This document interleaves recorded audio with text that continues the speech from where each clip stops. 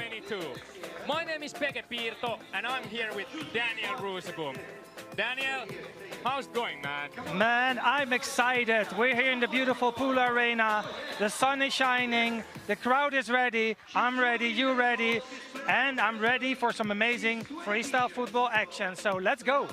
As you can see, we're in the Pula Arena here in Croatia. The stands are getting full, people are getting ready, and this venue is 2,000 years old. So what could be better place for the World Championship of Freestyle Football? So Daniel, how did we get to this point? Red Bull Street Style has started a long time ago already.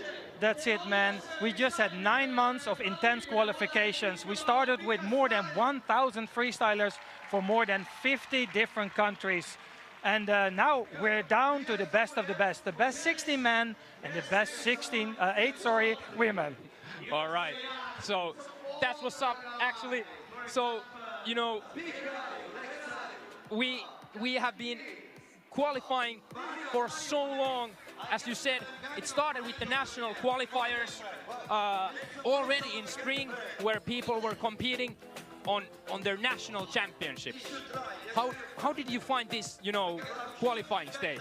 Yeah, amazing. I mean, it's really fun to see in the beginning where you see the amateurs against the pro, right? So you start with the national championships, and yeah, in every country, one man or woman gets selected to move on to this next stage, right? So the best of every country goes on, and while we're looking at some amazing images, yeah, they move on to the so-called regional finals. Actually, regional qualifiers first. Regional qualifiers, that's Yeah. it, yes. The regional qualifiers was, you know, that was a crazy time for freestyle, because there was regional qualifiers. Of course, you know, anyone who makes it to that stage must be a really good freestyler already, because they've competed against, you know, the other freestylers in their country. Then you go to the regional qualifiers, you're competing with the other champions, you know, from other countries within your continent, right? That's it. And you know what was like just a week after that? Super Bowl. And just a week after that, regional finals. Yes, we had a full year of qualifications, basically. Yeah. I mean, to even get here to Pula, to the World Finals, is an amazing achievement. So shout out to all these people that tried to qualify, and shout out especially to everyone who made it to the World Finals. Indeed, indeed. So, like I was saying, there was really crazy moment for freestyle. Regional qualification, Super Bowl World Open, then regional final only week after that. So you know this has been a very big year for freestylers. And now we're here. You know, this is the end of the season for many athletes.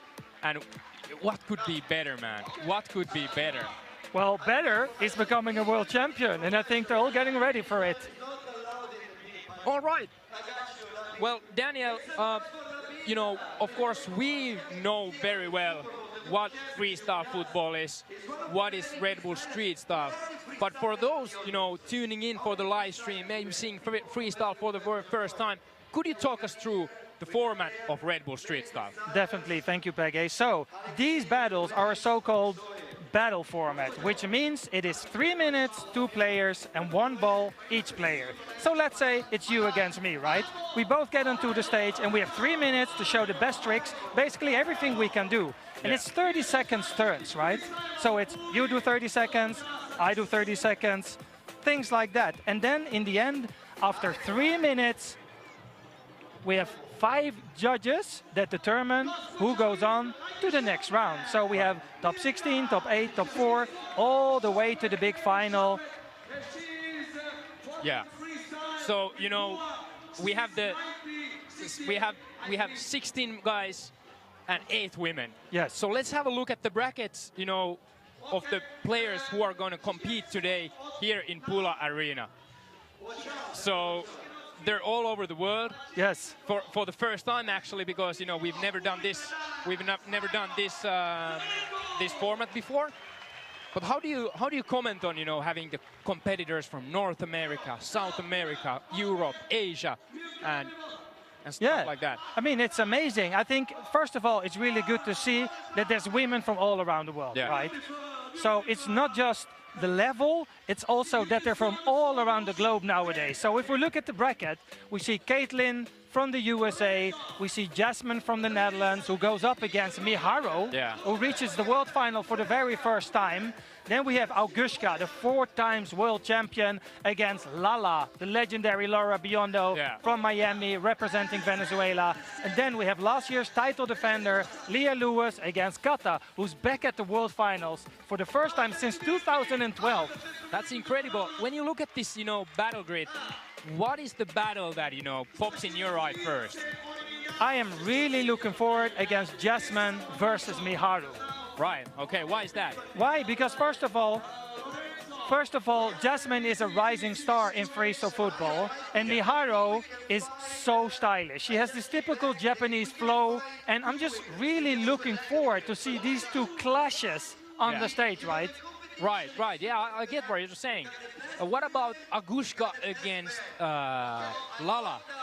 Augusta against Laura is the battle of experience, right? Lala has been in the game since like 2009 or even longer. She's been at every tournament. She traveled the world. She's been a professional freestyler for I don't know how many years. But she's up against, one of the greatest of all time. So this, I'm looking forward to this so much. Yeah, there's going to be some really, really crazy battles. I mean, the last battle, Leah Lewis against Kata. So I think Leah came into the scene with, a shock, because I'm one of them who underestimated her last year especially. But she went on and won the title. What can you tell us about Leah Lewis? Well, Leah Lewis has a background as a dancer, and she has a very nice acrobatic style. And as you said, last year everybody was like, oh, wait a second, what's happening? Who's Leah Lewis? And she took, by surprise, she took the title. But getting onto the top is one thing, Peggy, but staying on top is a whole different ball game. So let's see what we can expect by Leah Lewis this year. For sure. Very excited to see Leah Lewis playing today, because this is her first competition this year. But let's take a look at the men's bracket, because we have very enormous battles coming up in the male tournament as well. So as you can see, PWG from Philippines against Mohannad from Egypt, Brynjar from Norway against Anthony Jesse, against Pagu Akbari Anto, Tristan Moises, Boyka Nico, Pacho Mate, Erlen J. Man, oh my God! You're almost wrapping this. This sounds good. Yeah, no, I dare to say that this is the best lineup we've ever had in 14 years of Red Bull Street Style. I mean, I've been at all of them, and I dare to say that this is the best top 16 in the history of our sport. All right. Well, Daniel, by looking at this table, what are the 1 or 2 battles that pop in your eye on the first round? Well, in the first round, we have many good battles, but I'm really looking forward against Jesse against Pagu. I know. Why? It's because it's going hardcore, man. It's going to go so hard. Yeah. In freestyle football, we have different categories, right? And one of them is obviously difficulty. So you do as hard tricks as you can. Well, Pagu is always going as hard as he can.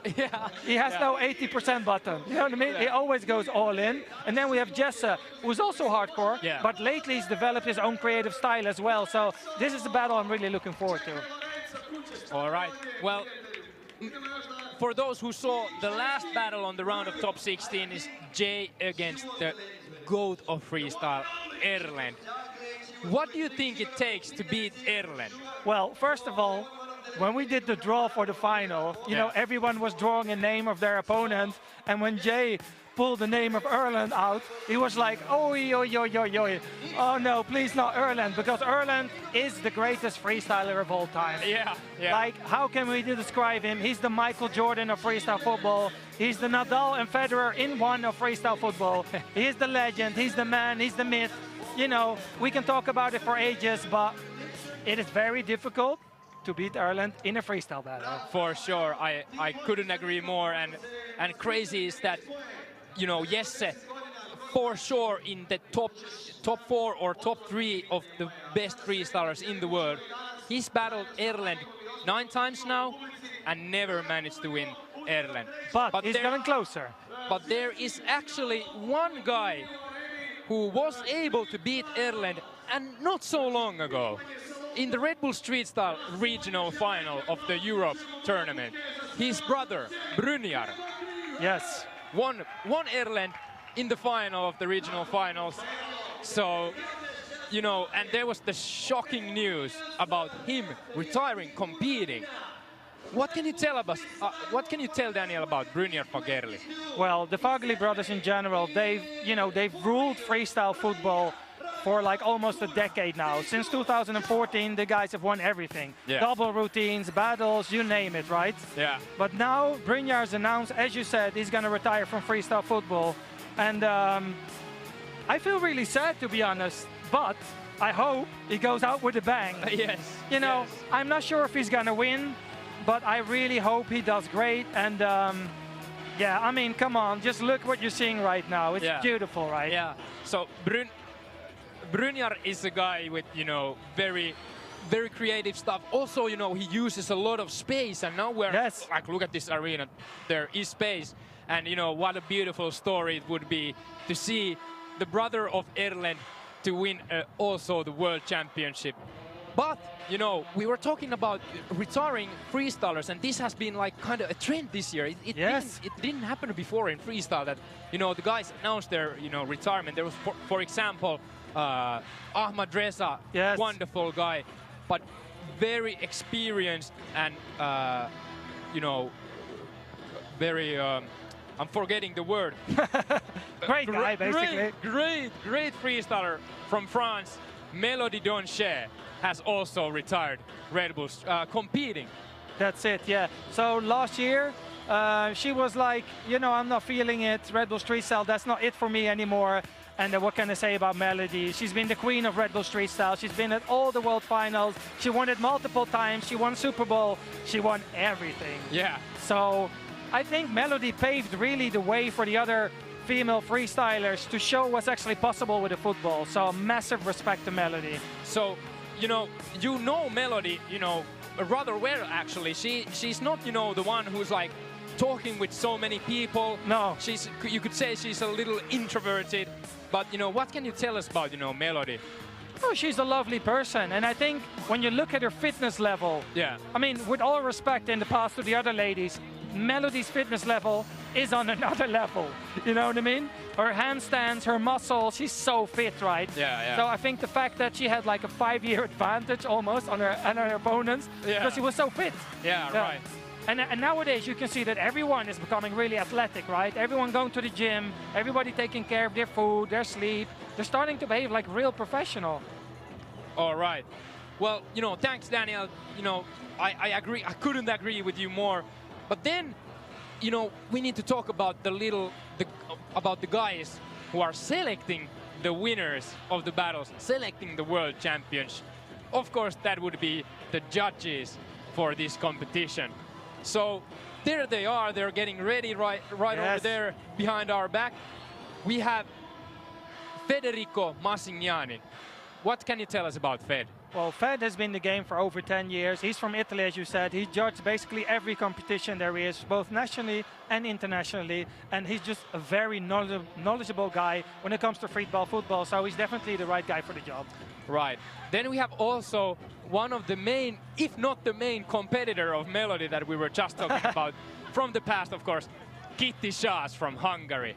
Kitty, really unbelievably great person. What can you tell us about Kitty Schaas? Well, I usually call her the Palle of female freestyle, right? Because Palle is the old school legend who created the first 3 revolution, and Kitty can also do 3 revolutions. So she was the lady that pushed the lowers when it comes to female freestyle. Of course. Then real quick, the rest of the judges, we're on the home ground of Miran Pirner, the head judge. You know, Croatian freestyler. What a great guy, right? Amazing, yeah. And the king of memes. Yes. Then Mikric, a guy that, you know, we haven't spoken enough, but absolute legend, right? Also a world champion. The king of creativity, basically. Yes. And last judge from Norway, Tobias Becks. Tobias Becks. I remember at the Red Bull Street Style World Finals 2014 in Salvador, where he casually did 4 PATVs in a combo against Jurok. Yeah. I've seen Jurok backstage, he still's got a headache, so I think he's the right guy for the job. Yes, so you know, this is really a great judging panel for this tournament. Well selected judges, I must say, by the WFFA. And it's it's, Daniel, it's nearly time to get started. It's battle time, my friend. Let's go. So how the show starts, you know, we have Lorenzo here, of course, the official voice of, you know, freestyle football, if you will. And soon we have the first glimpse of the athletes. But while looking at, you know, all of this, I can't just get enough of the beauty of this place. And I'm happy, I think, the kind of more people that are not maybe so used to freestyle are sitting here on the stands. And the people who are like well into freestyle are right there next to the stage. Exactly. So we have around, I would say, 2,000 to 3,000 people at this point in the arena. There's still a lot of people coming. We almost have a full house. And this is history right here. In this theater, it's more than 2,000 years old, in the city center of the beautiful city of Pula, just down by the sea. I'm feeling Mediterranean today, man. It feels nice, it's warm. Yeah. I'm ready. For sure, man, for sure. It looks really good here. And like I said, soon the show is going to start. And while looking at towards the gates there's still people coming in. So, I don't think, this is even near the capacity that that we're gonna have here for the competition. Yes. Today our DJ Skodis from the Czech Republic playing the beats today. And as you said, our MC, Master of Ceremony, is Lorenzo. He's the voice of freestyle, and DJ Skodis is the sound of freestyle, right? Yeah. So what kind of music do you fits best with freestyle football? Well, I think there's a lot of good music, and musicality is of course one of the things that is super important for freestyle. There's freestylers that refuse to do anything if there's not music, Well, you gotta feel the vibe, man. Yeah, of course, but I'm maybe too... You're too Finnish? Yeah, too Finnish, too technical for such things, so I couldn't train without music. But of course, the musicality is very important. And what kind of music? So it can't be too fast-paced. Yes. Like dun dun dun dun dun dun dun, because then it's hard to focus. You can't feel the rhythm because a lot of people. I try my best. Of course. Put the tricks with the rhythm of the music. That is super hard, but very stylish when you nail it. But then also too slow of music doesn't work, except maybe in some kind of show or routine you can do that. But then I think it's a little more difficult because your thoughts are going faster than the music, and that's not really great either. And there you actually saw a little glimpse of Pagu from Costa Rica training, getting ready backstage. He's from Costa Rica, so he's used to a very high humidity. So for the players from the Latinos, sometimes it's a little bit hard for them when it's a bit cold, right? Because they're used to the humidity, so the ball sticks better to their shins and legs. Yeah. And in Pula, it's actually quite humid. It's quite warm because we're quite close to the sea. So it's ideal conditions for a freestyle football tournament.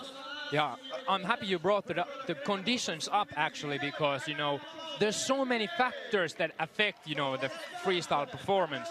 We're talking about the absolutely best freestylers here, but what do you think are the absolutely best possible conditions for a freestyle tournament? Actually, let's talk about that a little later, because here comes the athletes for this world final. So here we have the top 8 female freestylers of the world, except missing, super unfortunately, the African regional final winner, Evelyn.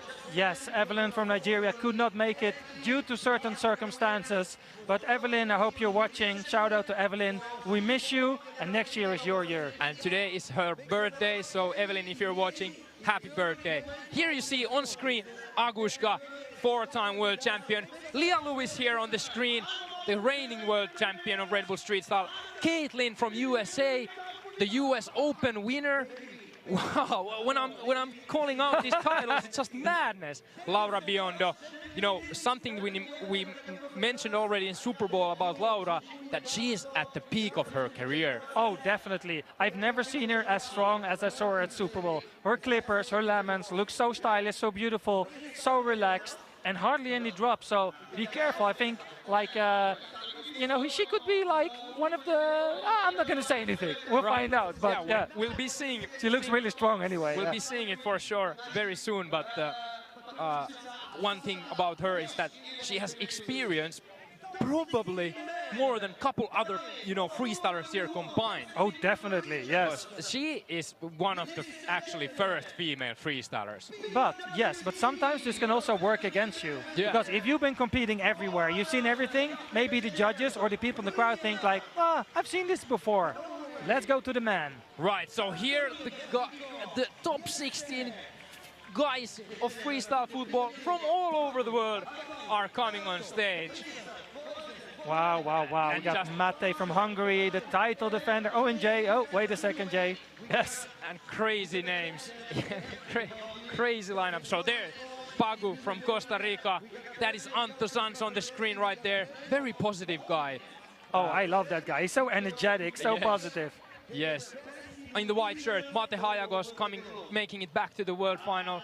Tristan in the black shirt next to Anto. Moises, who won the regional final against Boika.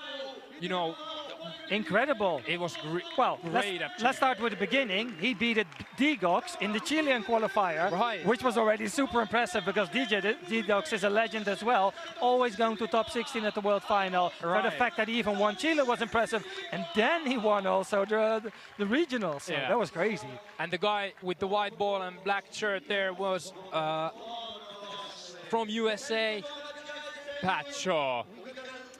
Pat Shaw. What can you tell us about Pat Shaw? Well, Pat Shaw is really a typical example of a new generation freestyler. When it comes to athletics, no one is like Pat Shaw. Yeah. I mean, I don't want to spoil too much, but you're going to see some stuff by Pat Shaw today in terms of athletics, handstands, that you barely thought was possible. You're not going to believe your eyes what this guy is going to do on stage today. It's like circus meets b-boy meets football meets ballerina. I don't know what it is, but it's awesome. Exactly. Well, that was the athletes. Now they're going to get ready for the first battles. But if we could go back to real quick, the conditions, right? Yes. So, right now, I would say it's something about 21, 22 degrees warm in Celsius here in Pula, Croatia. It's a little cloudy. So what do you think is the perfect condition for a freestyle football and freestyle tournament? I think it really depends who you ask, right? Because some guys, they're from Dubai, they're used to the more. So I think everything is a matter of getting used to it. But a temperature like this, around 20 degrees, and not too much sun, is perfect for me. But, Pege, what are we going to look at today? What can you tell us a little bit more about the whole structure of the tournament? Of course. So going back to the rules and everything. So how the battle works. Battle is always 3 minutes. Both of the players have 30 seconds, rounds 3 times each. And the judges are, judging by the criteria just, blinked in the screen. And for each criteria, there is one judge. So every judge is looking at certain criteria and only picking the winner based on that criteria. So, for example, we were talking before the tournament started with Miran, the head judge. Yes. He's responsible for all of the judges and everything. But during the battle, he's judging all around. So, that means how well the player kind of, do the tricks sitting down, lowers, uppers, the deal. You know how I usually explain it? Yeah. In football, if you win 1-0, you win. And nobody cares after 2 weeks how you won. Yeah. In freestyle football is different. Yeah. What you do and how you do it is equally important, right? So it's not just about scoring the goal. It's about scoring the goal with a backflip and a Rabona. That's what it's about, right? So let's have a look at the bracket. They're coming on in a minute. So here we have, the battles are going in this order that you see on the screen. First is going to be PWG against Mohanad.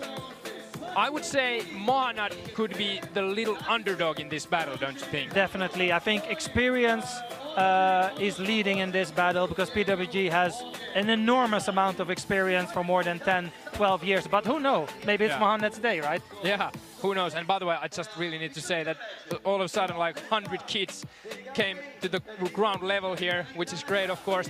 Next battle, Brunjar against Anthony from Mexico. Yeah, Brunjar is really the favorite in this battle, especially because it's his last tournament. And in the meanwhile, they're actually introducing the judges to the crowd. Federico is enjoying the attention. Yeah. He's loving this. I mean, I've been a judge before. I'll tell you one thing, man. That ain't easy. Yeah. It's more nerve-wracking than being on stage. I believe. I've been judging myself something also in Super Bowl, and I just feel the pressure of doing the right choice. But usually, you know, I don't know how it works for you, but the gut feeling takes you quite along, doesn't it? Oh, it does. I mean, it's a combination between analyzing, of course, because you have to stick to the rules, but there's always a certain preference that you have, right? Yeah. I mean, your brain just, you can't switch off your brain, so you just like a certain thing or you don't. Yeah. Yeah. There was just Kitty Schaas being introduced for the crowd as well. And like I said, wonderful person, very nice. She's been to Finland a couple of times and helping us actually judge competitions in Finland. Oh, that's great. But, you know, this guy, I'm really happy for him that, you know, we brought this show to his home ground. He totally deserves it. Miran Pirner. I battled him in Red Bull Street Style 2010 in Cape Town. He was in my group. Yeah. Sorry, Miran, I won. But he's actually a great guy, and he really deserves to be in this position. Yes. And he's the head judge, like we said earlier. The head judge, he doesn't do the judging for the others, but, you know, he kind of prepares the judges for the task. He tells, you know, you're judging this, you're judging this, you're judging this, and you're judging that. And not just that, Peggy, but also in a 2-2 situation. Yeah. Oh, that's the worst, right? So it's 2-2. First judge, player A. Second judge, player B. Third judge, player A. Fourth player, and then it's all about you. Yeah. You see the thousands of people here in the arena looking at you. You feel the pressure. You feel the cameras on you. And then your brain goes, oh, I have to make this decision. Who is going to win this tournament? Yeah. And it's all about you, right? Yeah, it's so nerve-wracking. One thing before going to the next judge, I must say that, you know, judging in the freestyle football has been developed very hard in the past years, don't you think? In the WFFA, oh, definitely. So many hours have been put on, you know, making the judging criteria as fair as possible.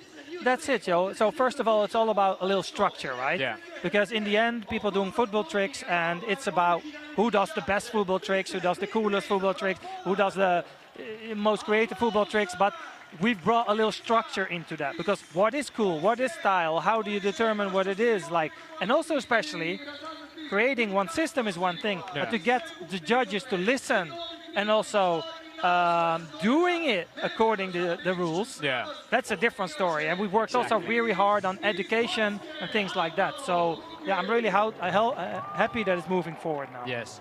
And just their glimpse of Mikric. I mean, the guy who was there was Tobias Becks. We skipped Mikric. Mikric, the king of creativity, right? Also world champion. Yes, just a very interesting character all around. Mikric, he produces music, he plays music. He just literally released an album as well. So go check out his music. It's like instrumental stuff. So what I'm trying to say is he's really a creative brain. So he looks at the freestyle football in terms of, is this your trick? Yeah. Did you create this? Is this different? Is this stylish? You know, this is the elements that he's really looking at. So that's why he's responsible for the criteria originality. Yeah. Which kind of, you know, and sums it up. Yes. Tobias Becks, what a great guy also.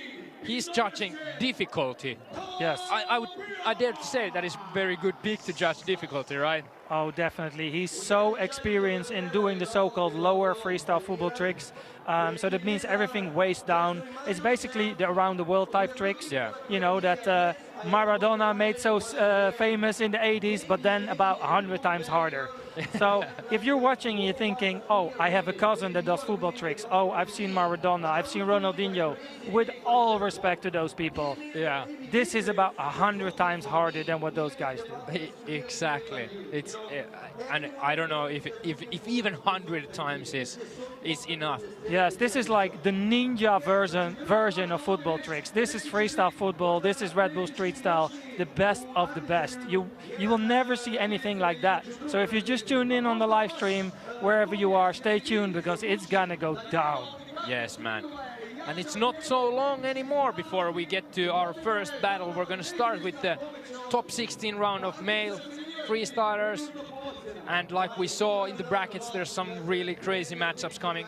Like you, I'm very much expecting the Jesse against Pagu battle. And there you will see on the screen, you know, the first world champion of Red Bull Street Style from 2008 is here also, Sean Garnier. Sean Garnier, man, what a legend. As you said, he won in Sao Paulo back in the days, and he's on a mission, right? Sean is on a mission to promote freestyle football all around the globe and doing a great job with his social media, with his clinics, with his shows. He's also educating the freestylers. He's learning the freestylers how to have a better stage presence, how to present yourself for media, for an audience, and also really battling your opponents. So shout out for Sean for, you know, leading the way on this. But Daniel, now it's time to get this show started. Yes. The first battle of Red Bull Street Style 2022 World Final. PWG from Philippines against Mohanad from Egypt. It's not easy to start, I can tell you that. If you're at the World Finals, the first battle of the night, let's see who starts. I think it's Mohamed because he's lower seeded than PWG, because usually the one that goes second in the bracket, he kicks a set off. So 3 times 30-second rounds by each player, and a total of 3 minutes of freestyle football. All right, and it will be Mohanad starting this battle. And he looks very, very ready. And he told me that he is like very, very much looking forward to this. And oh my goodness, unfortunately, not very strong start for Mohanad. Could be the situation affecting it, but now he got it. PATV combo, starting with the lowers. And here he goes with nice little transition. Some sit down, very good control. Ending with the soul spinner. All right, here goes PWG then. All right, let's go, Philip, representing the Philippines straight with his signature move. Oh, this is looking so nice. Some sit-downs to reply on Mohanad's round. He's looking at him saying, I got this, boss. Toes up with a very nice style here. And yes, wow, flawless round by PWG so far. And, oh, I thought he was going to kick it up, but he keeps it low. There it is. The clipper, and that's round 1. All right, so here goes Mohanad for his second round. And that is that was a unique trick that barely anyone else does than Mohanad. This soul stall in front of your waist, and there he goes with the transitions. And I think here, you know, PWG, when he saw, you know, how Mohanad started the first round, he has, you know, the opportunity now to kind of take it easier, because when you lose the ball off the stage, that is a big mistake, unfortunately, but that is a good move from Mohanad. But unfortunately, he doesn't land that either. All yes, right. Few mistakes by Mohamed. PWG with the spinning soul here. I love it, man. He's looking really strong. I think he knows he's on the lead, so I don't think he's gonna do too many risky tricks. And a little Abdullah funny moves here. Oh, I like that. That was smooth. All right, let's see how he can finish off his round. Oh, the roll. And a little double tap. So you think it's kind of safe to say that, you know, the best freestylers can adapt the situation. They can, you know, read their opponents. Like PWG, he's so experienced. As we can see here, you know, Mohanad. Yes. Oh, Palemici, that is a really, really difficult trick. But by itself, I don't think it's, you know, enough for the judges. So, like saying, PWG, he's now has the opportunity to adapt, you know. He doesn't need to go so much all out in this battle. Yes, I agree, man. I think this battle, the difference in this battle to start off the top 16 is the experience. Mohanad looks slightly nervous, and now you can see PWG's got the confidence, so he's like, I'm leading, so I'm going to go for some lowers. Yeah. Because he actually can afford a little mistake or two now, because he basically won the first 2 rounds. He's going for some easy uppers, and he doesn't want to give away too much either. But now he got actually a little too relaxed, because he was like, okay, I'm leading this battle, and then he dropped it twice. But I still think he's fine. Yeah. Beautiful. So that's it. The Red Bull Street Style World Final is on. Yes, battle number 1. Philippines against Egypt. Who will take it and goes to the quarterfinal? And it must be for Mohanad. You know, I was talking with him. He was so happy to make it to the top 16 in the world. It means a lot to him.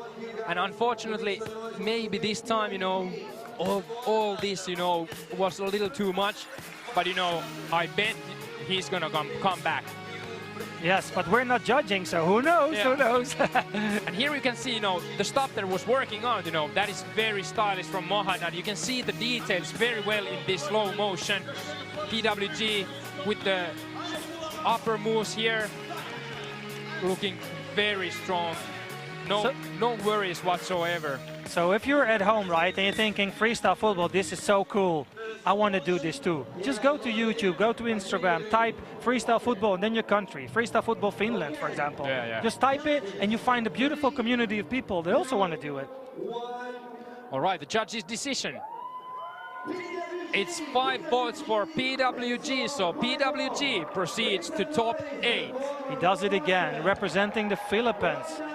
Well done, Philip, well done. And shout out to Mohamed. First time in his life, the top 16 at the World Finals. So Yeah. he can be proud, man. Of course. And, you know, I'm sure that we're going to see him more times battling in more competitions. But let's get ready for the next battle. The guy we were talking about earlier from Norway, Brynjar, against Anthony from Mexico. His last tournament, the end of an era. Brynjar, the man with the golden hair, is going to go up against the little guy from Anthony from Mexico. I want to say Egypt, that was the last battle. Yeah. So yeah, but do not underestimate Anthony. This is not going to be an easy battle for Brynjar because Anthony is so creative, so smart, and he has a lot of small tricks that are super hard to reply to. Yeah, that's a very good point. You know, from Anthony, he has so many, you know, tricks that, you know, can turn the battle around. So that is, you know, the worst thing you can do is to underestimate him. But I don't think, you know, Brynjar's going to do that. But here goes Anthony, his first round, his first 30 seconds. He's going with the uppers here. And you can see, you know, we're talking about world-class freestyler. Ooh, he was going for probably some lower tricks. Yeah, Abbas, I think. Yeah. But, you know, the best freestylers, they can change the plan mid-flight, literally. And here you can see, you know, look at the creativity. Ooh, very solid round, very solid from Anthony. No drops. All right, it's time for Brynjar for his first round with his signature move. Oh, straight to the alt Michi. That was so crazy. Nobody in the world can do this. And another one straight into the combo. Wow. I cannot believe what he's doing here in his first round. It requires so much confidence to do such a big move straight off the bat, like directly in the beginning of your battle. And there it is, up and the jump 360, the uppers, he's swinging. There we go. Whoa. Super stylish round from Brynjar, but here goes Anthony again. Ooh, that's perfect control. You got it. You know, was looking risky, nice, very nice. And these are the details that, you know, Anthony is the master at. He can do very small touches that, you know, make it a whole different ball game. And there his signature move, the throat stall, if you will. Oh, nice. All right. Very good from Anthony. Okay, Brynjar is not looking too impressed. He's like, oh, okay, let's go. The toe stall standing up, upside down. People, you gotta be here to believe what we're seeing right now. This requires so much balance, so much strength. Oh, and the spin, incredible precision. Oh my. Oh, yeah, this is incredible. And I hear people laughing here in small disbelief. Yeah. Yes, and a small mistake. All right, Anthony. Anthony, last 30 seconds, here he goes. He, you know, you can kind of tell, you know, what is his style. It reminds me a lot of the machine from, oh my goodness! That is a good trick from Anthony. And, you know, this is also, you know, Brynjar is an opponent that, you know, you just can't afford to say anything. And, you know, Anthony's going clearly all out. He's losing the shoe, keeps, you know, doing all the stuff as one would. Oh, beautiful. That was incredible round by Anthony. This was the best 3 rounds from Anthony I've ever seen, for sure. Let's see if Brynjar feels the pressure now. Oh, no, he did not just do that. That was a transition. Oh, this is lovely. What a battle, people. But this is just top 16. Let's see what we're going to see in the next round. Toe bounce, heel variation. Let's see if he can do another one. Oh, he's feeling the pressure. Let's go, Brynjar. Last trick. Yes. Okay, I think it all comes down to the last round. Oh, it was the last round, actually. Oh, Yes. I got so excited. I was like, there's more rounds, there's more rounds. And as you can see on the screen, you know, Anthony giving the respect for Brynjar, who is competing for the last time. And this is, you know, Anthony was going out with some really, really unique tricks. Really hard to tell, you know, because, you know, the tricks that Anthony did are very one of a kind. So he might be getting the originality vote. But then, on the other hand, Brynjar was doing stuff that nobody else in the world can even do. Which is also creativity. Exactly. I tell you one thing, I do not think this is going to be a 5-0 situation. I think we're going to have a 4-1 or a 3-2 situation. Okay. Because the thing is, the thing with the shoe off, Michwitz also does that. Right. So, let's go. Yeah, Let's have a look. right. 5-0 for Brynjar. He takes it, he goes to the quarterfinal. This was not his last battle yet. Yes, exactly. Exactly. Oh my God, like, I must say, I've been a fan of Brynjar. You know, the tricks that he's selected to his repertoire are tricks that really, like, make me happy, that I really enjoy to see. I mean, doing a handstand is one thing. Doing a handstand and juggling a ball on your soles is another thing. But doing a handstand, juggling a ball on the toes while hanging upside down is absolutely ridiculous. Like, think about this, people, while you're sitting on a couch, drinking a cup of coffee and having a cookie. You know what I mean? It's like... Exactly. But now, I dare to say the battle that on the paper is the most anticipated on the first round. Jesse against Pagu. Jesse from Netherlands, Pagu from Costa Rica. Well, you know Jesse pretty well. I know Jesse pretty well, and this guy trains so hard. Like, he's so good, but it's actually the turn of Pagu to start. All right. So Pagu goes with the Palle around the world, actually 2 in a combo. How easy did that look? You know, he didn't even break a sweat. And here goes Pagu to Seoul. Jordan Stoll. Jordan comes. Oh my goodness! Look at that. Just, you know, the change of pace is also very, you know, fantastic way to impress the judges, impress the crowd. Oh my goodness! And Pagu, you know, is done with this round with 10 seconds to spare. Incredible round. I guess, you know, Jesse can go ahead. All right, Jesse for his first round. Oh, a little mistake. I think he was like, oh, what's Pagu doing? Another mistake by Jesse. You don't see this very often. Come on, Jesse, bounce back. He's going for the 3 revolutions straight away into some up the world, some alt lemons, and up to the uppers here. And wait a second, Pagu's a little bit in the way here. And another mistake by Jesse. Oh, what's happening?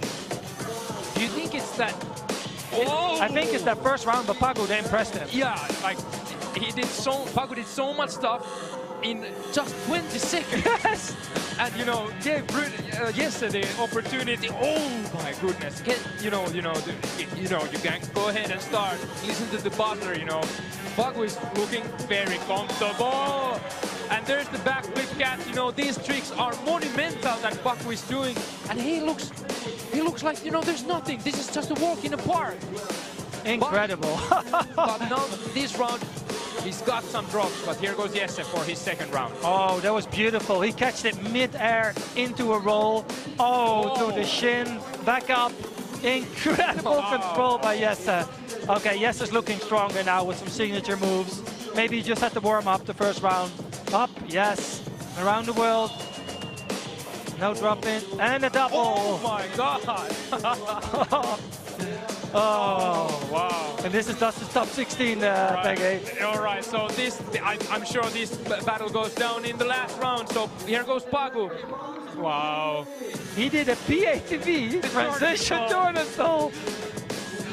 It's just, you know, both of the guys are so much in the zone right now. This is like really, I think they thought the exact same way that we did. You know, they've been waiting for this battle because these are really, really high-level freestylers. They have no chances to hold anything back in this battle. Oh, huge finish from Pagu. Okay, last round by Jesse. Oh, nice Scala. I think he wanted to continue the combo, but he couldn't. And I've seen Jesse stronger than this. I don't know what it is, but it doesn't look like he's himself today. Oh, this was beautiful. Wow. Oh, this is so cool. And he's switching the foot as well, right? Yeah. Oh, incredible.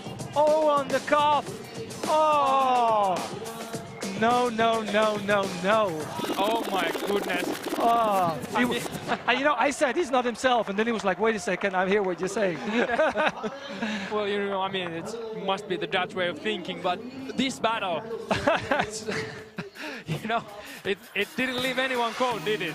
No, it was incredible. But Pagu was so strong. And I'm not gonna lie, I have no idea who's gonna take this. You have a feeling who's gonna take it? No, I don't. Right. No idea whatsoever. Yeah, because, you know, Jesse, really a lot of difficulties on his first round. Pagu, a lot of difficulties on the second round. So, you know, that maybe kind of took the level down a little. But then, you know, the overall performance of both of these guys, just, you know, out of this world. Oh, wow. Okay, let's have a look what the judges have to say. Wow. And I must say, it's going to be upset, you know. Pagu wins! Pagu wins 4-1! Jesse's out! The first upset of the tournament. Jesse's out! Yes. Jesse, who was in the final last year, is knocked out in top 16! Oh my goodness! I mean, I knew one of these guys is gonna go out. Yes, man. I couldn't tell which one, but now, Oh, wow. now we know it's Jesse. Which means that Pagu from Costa Rica goes to the top 8 and makes it to the quarterfinal. Yes, I think, you know, because Pagu, for the guys who are living here in Europe, Yes. they don't see so much of him, you know. Yes, He's everywhere. More PWG and the Fagerli brothers. That's kind it. of focuses on these guys. Yes. But you know, there's not so many opportunities when you get to battle against guys like Pagu from Costa Rica. Wow. So do you think there's a chance that you kind of underestimated him? I don't think we've estimated him. I think that Jesse didn't perform as he can. Right. If I'm going to be really honest, I think if Jesse would not have dropped it, and he would have done his 3 revs in the beginning. Yeah. So he would have started his first round faster. He could have won it. But Right. but with all respect, Pagu was insane. Yes, for sure. I mean, guys, you know, let us know what you thought about that battle in the comments. But we might gotta move on because now we have a really great battle coming up. Akbari, the Red Bull Street Style Regional Final Asian winner against Anto Zanz, who was like one of the lower legends in Super Bowl this year. Anto starts from Spain, young lad. Here goes with very beautiful Eldo around the world. And continuing the combo, I'm sure we're gonna get something more. Oh, look at that, looks so easy. And another, oh my God, that is already a 3 in a combo. That's 4, okay. Come on, man. I mean, Oh. Pege, for a little bit of context, this is his first set in his first world final ever. Yes, All right, exactly. let's go. That was really strong from Anto. Mohamed Akbari. Akbari from Iran with a little drop here in the beginning. He was trying to go for a signature transition here. Oh, some stylish hits. I love how this looks. Oh, yes. Rolling it, little flip here up. Wow. Oh, he catches it on the side there. That's very unique. Oh, yes. Oh, an inside, outside. Wow. Making it look easy. And it's time for Anto. Little mistake from Akbari in the end, but here goes Anto for his second round. Jordan Stoll to sit down transition, going to the sole action and coming back again. You know, for sure, the lowers are Anto's strong suit, don't you think? Absolutely, but I'm really surprised how relaxed he looks on stage. Yeah. Like he's been 4 times at the World Finals. Exactly. Wow, that's some B-boy style that I'm sure is much appreciated in Red Bull Street Style. And here goes Akbari. Let's see what he can do. He goes to transition, and he misses it again. That's the second time he misses his opening transition. I think he should maybe try to focus on a different style of freestyle right now, because it's a bit much of the same. Yeah. And you see, you can tell how much Anto is vibing, you know. He's loving it. Even it's not his turn, he wants to probably be excited. I think Anto is leading so far in this battle. A few mistakes by Mohamed Akbari. Stylish finish. Okay, Anto, last round. And going for the no touches with the lowers.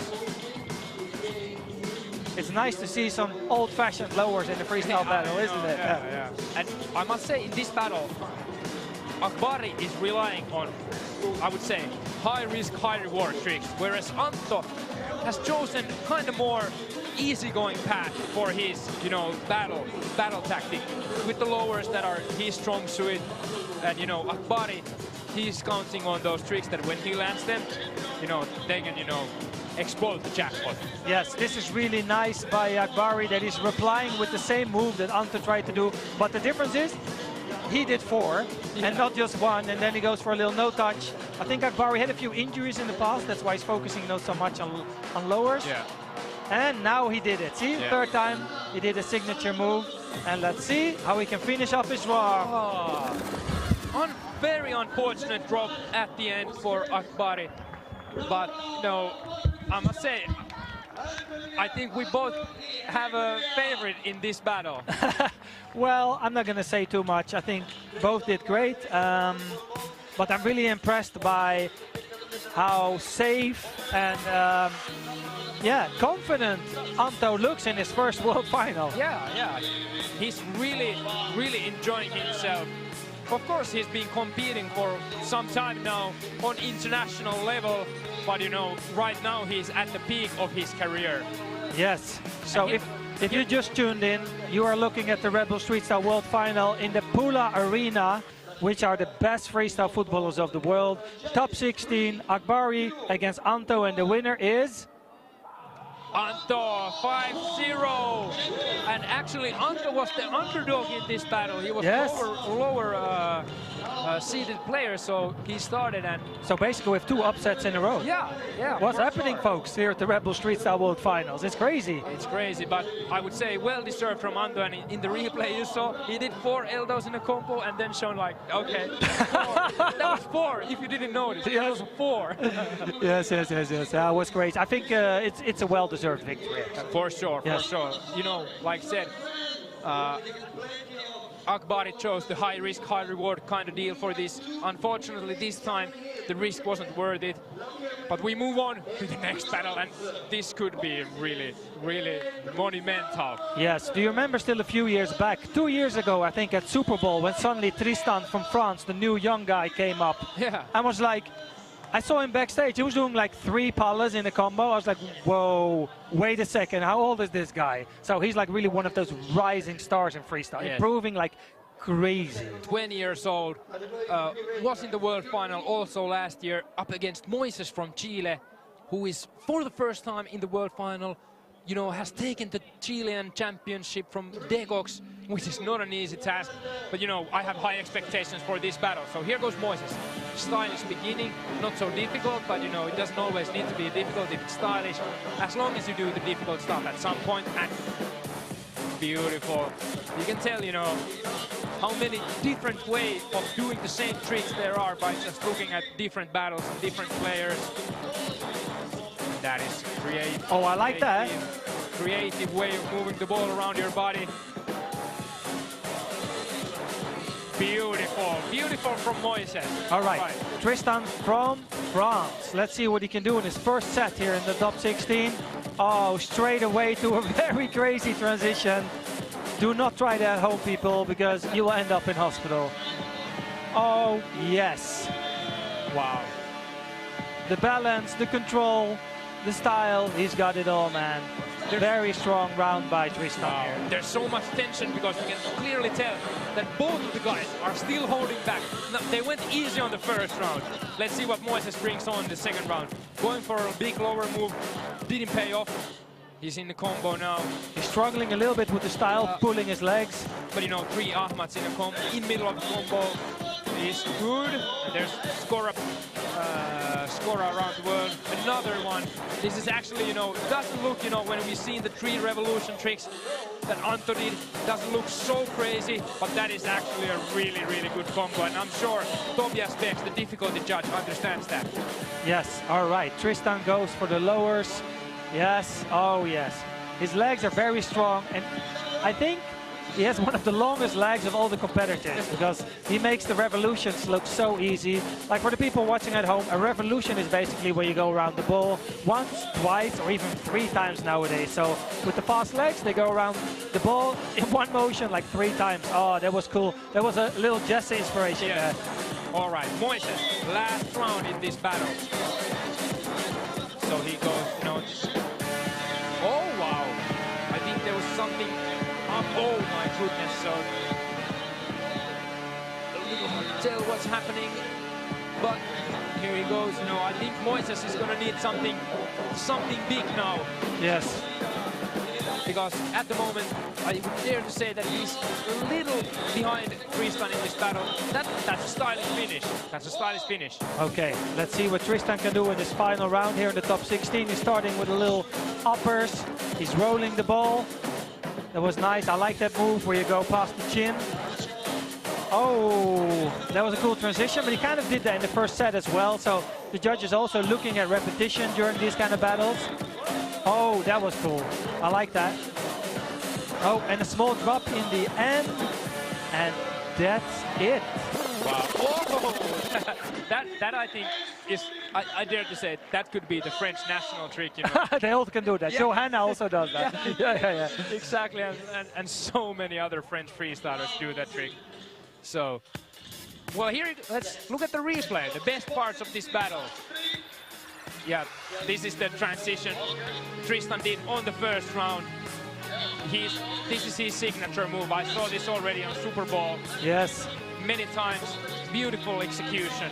And I actually think that Tristan on purposely held back a little on his lowers because he can do alt-pala combos very easy. Yep. Yes. We saw some stuff in Super Bowl that I never thought of seeing from, you know, 20-year-old freestyler. Incredible. So let's see what the judges have to say about this, Pege. Yes. So it's Tristan 5-0. Yes, he goes to the quarterfinals, and this was not really an upset. This was kind of expected, right? Well, yeah, you could say I had big expectations for Moises, but I think he was maybe holding back too much. I'm not sure if he, you know, he's kind of scouted his opponent before this, you know, because, you know, Tristan is really strong freestyler that you definitely should not underestimate. Moises has a lot of stuff that he didn't show in this battle. But that's the thing also, right? Doing it at home in your garage or doing it in a full Pula arena with thousands of people both watching online and here in the stadium is not the same thing as when just your mom is watching. So it's much difficult. Exactly. All right, well, next up we have all South American battle. Nicolas Condra, Argentinian champion against Boyka, 28 years old guy from Colombia. I mean, what can we say about Boyka? He's been at the top of his game for 10 years straight. He's been in every world final. He's everywhere. He's at Super Bowl. He's always in top 4, top 8, but it's Nico that starts off. All right. Nico is, you know, very strong with the lowers, and here he goes. Was going for 3 revolution in the beginning, couldn't get that, but you know, here he's got a nice combo going on. And I think lowers are big in South America. You know, you must be strong with the lowers too. Oh, definitely. You yes. know, in South America. Well, speaking about lowers, let's have a look. Yes, there we go. The Scala.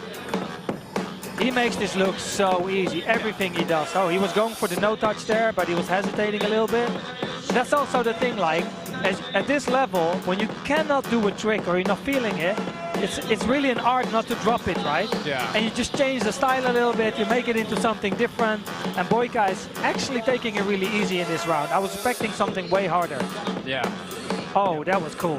Boyka is also a player who always looks like he's never worried, he's never feeling any pressure. But let's see, Nico Condra. Oh wow, that's beautiful from Nico Condra. Some really creative touches. And here goes Nico with the sit down transition, fake transition. Oh, this is, you know, Gabriel Barque kind of stuff. Who is actually here also? The Gabriel Barque, the Brazilian freestyler. Nice, really nice from Nico. Yes. Boyka. So Boyka's turn now. So if you just tune in and thinking, what am I looking at? Well, the thing is with these kind of battles, right? It is not just about how difficult the trick is. Yeah. you know, we have different criteria. It's also you doing the original moves, are you executing them with style, how's your performance, how's your stage presence. So the judge is looking at different criteria that are important, and together they're looking for this all-round freestyle, and they can do it all, right? Absolutely. All right, Nico, final 30 seconds in this battle. Coming from really far away to Pula, Croatia, to this world final, but now he's going with big lower combo here. He looks fine to me, not jet lag. Yes. And here's some uppers. Oh, wow. Nico, you know, he does kind of, it sounds bad, but I say normal stuff. And then all of a sudden, you know, he does those little detail tricks that are like, you know, oh, wow, that's great, man. Yes, all right. Boyka with his final round here is just dancing a little bit with the ball, flying his hands around, making it look easy, but it's not, people. Trust me, it's not. The level of control that these guys display is something you don't see anywhere else. A little mistake by him, which you see very rarely. Yeah. Boyka does not do mistakes. That's just not in his word book. That's the battle, guys. Wow. Yes. I think, you know, when we think about the criteria that you were mentioning earlier, so Tobias Bex is judging difficulty. Yes.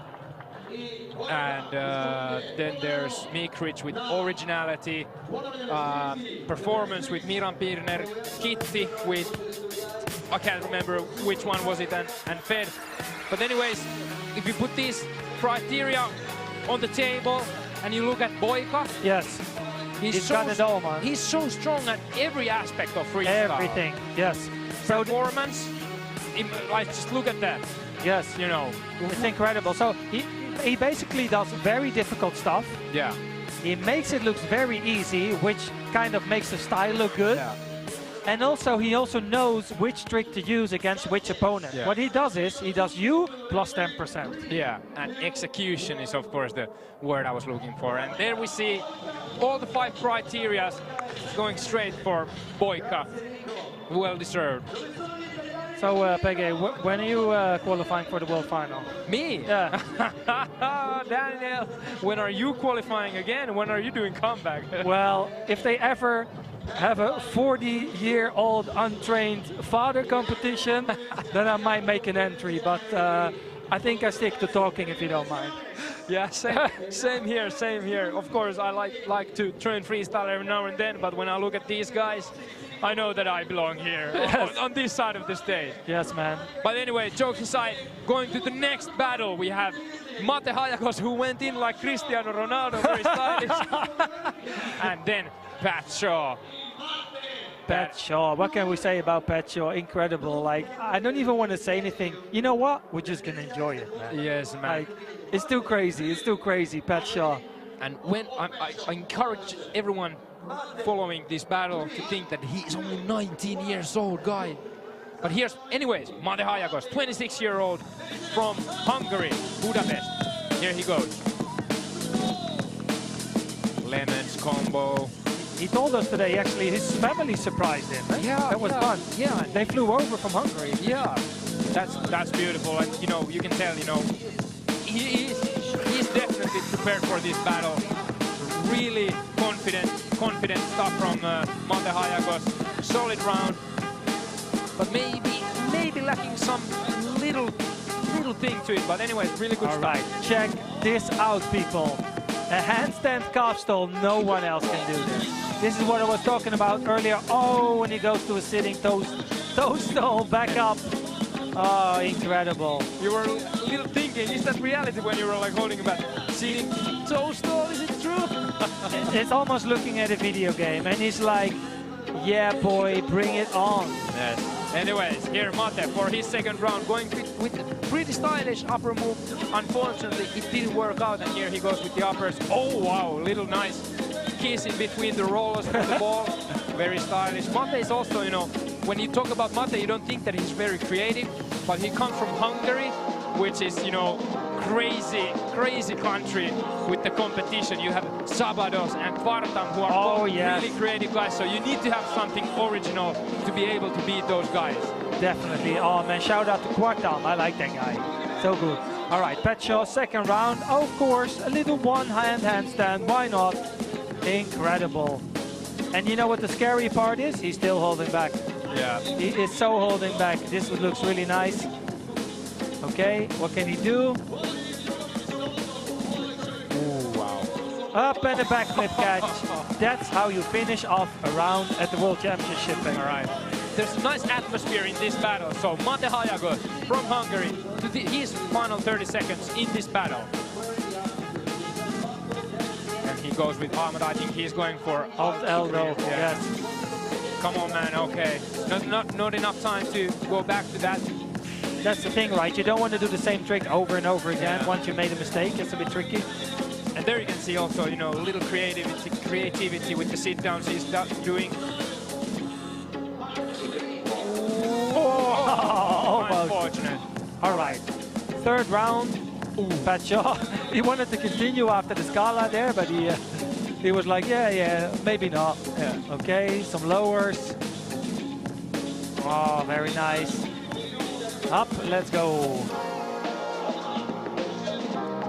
Some uppers here. Yes, nice and easy. I think he's going for a tactical battle here because he knows he's on the lead here. Yeah. So, yeah, let's see what the judges have to say about this battle between Mate from Hungary and Pat from the USA. But great atmosphere, you know, both guys hyping up the crowd, you know, enjoying. Of course, you know, here you can see the replay, some of the action from the Pat Shaw. And here's the handstand. Very rare move.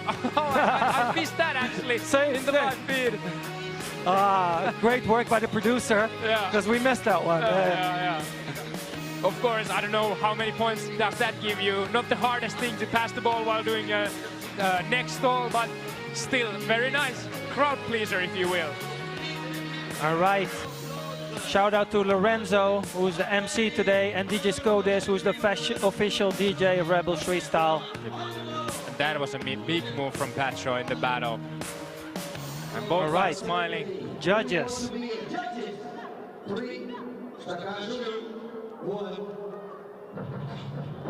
Pat Shaw, 5-0. Quarterfinals. Yes. But big shout out to Mate Hayagos making it the world final. You know, it's not like it used to be a couple of years back when every national champion made it to the world final and said that I'm the world finalist. But I think, you know, these are the top 16 best. And he competed in the regional finals and regional qualifiers in Europe. And that has like crazy level freestylers coming from all over the place. Well, speaking about the best, Peggy, I'm already looking forward to the ladies after this last battle of the top 60. So stay tuned. Yeah, make sure you don't go anywhere because this is only the start. And this is the final battle of top 16 round in Red Bull Street Style 2022 with the guys Erlend against Jay Henneke.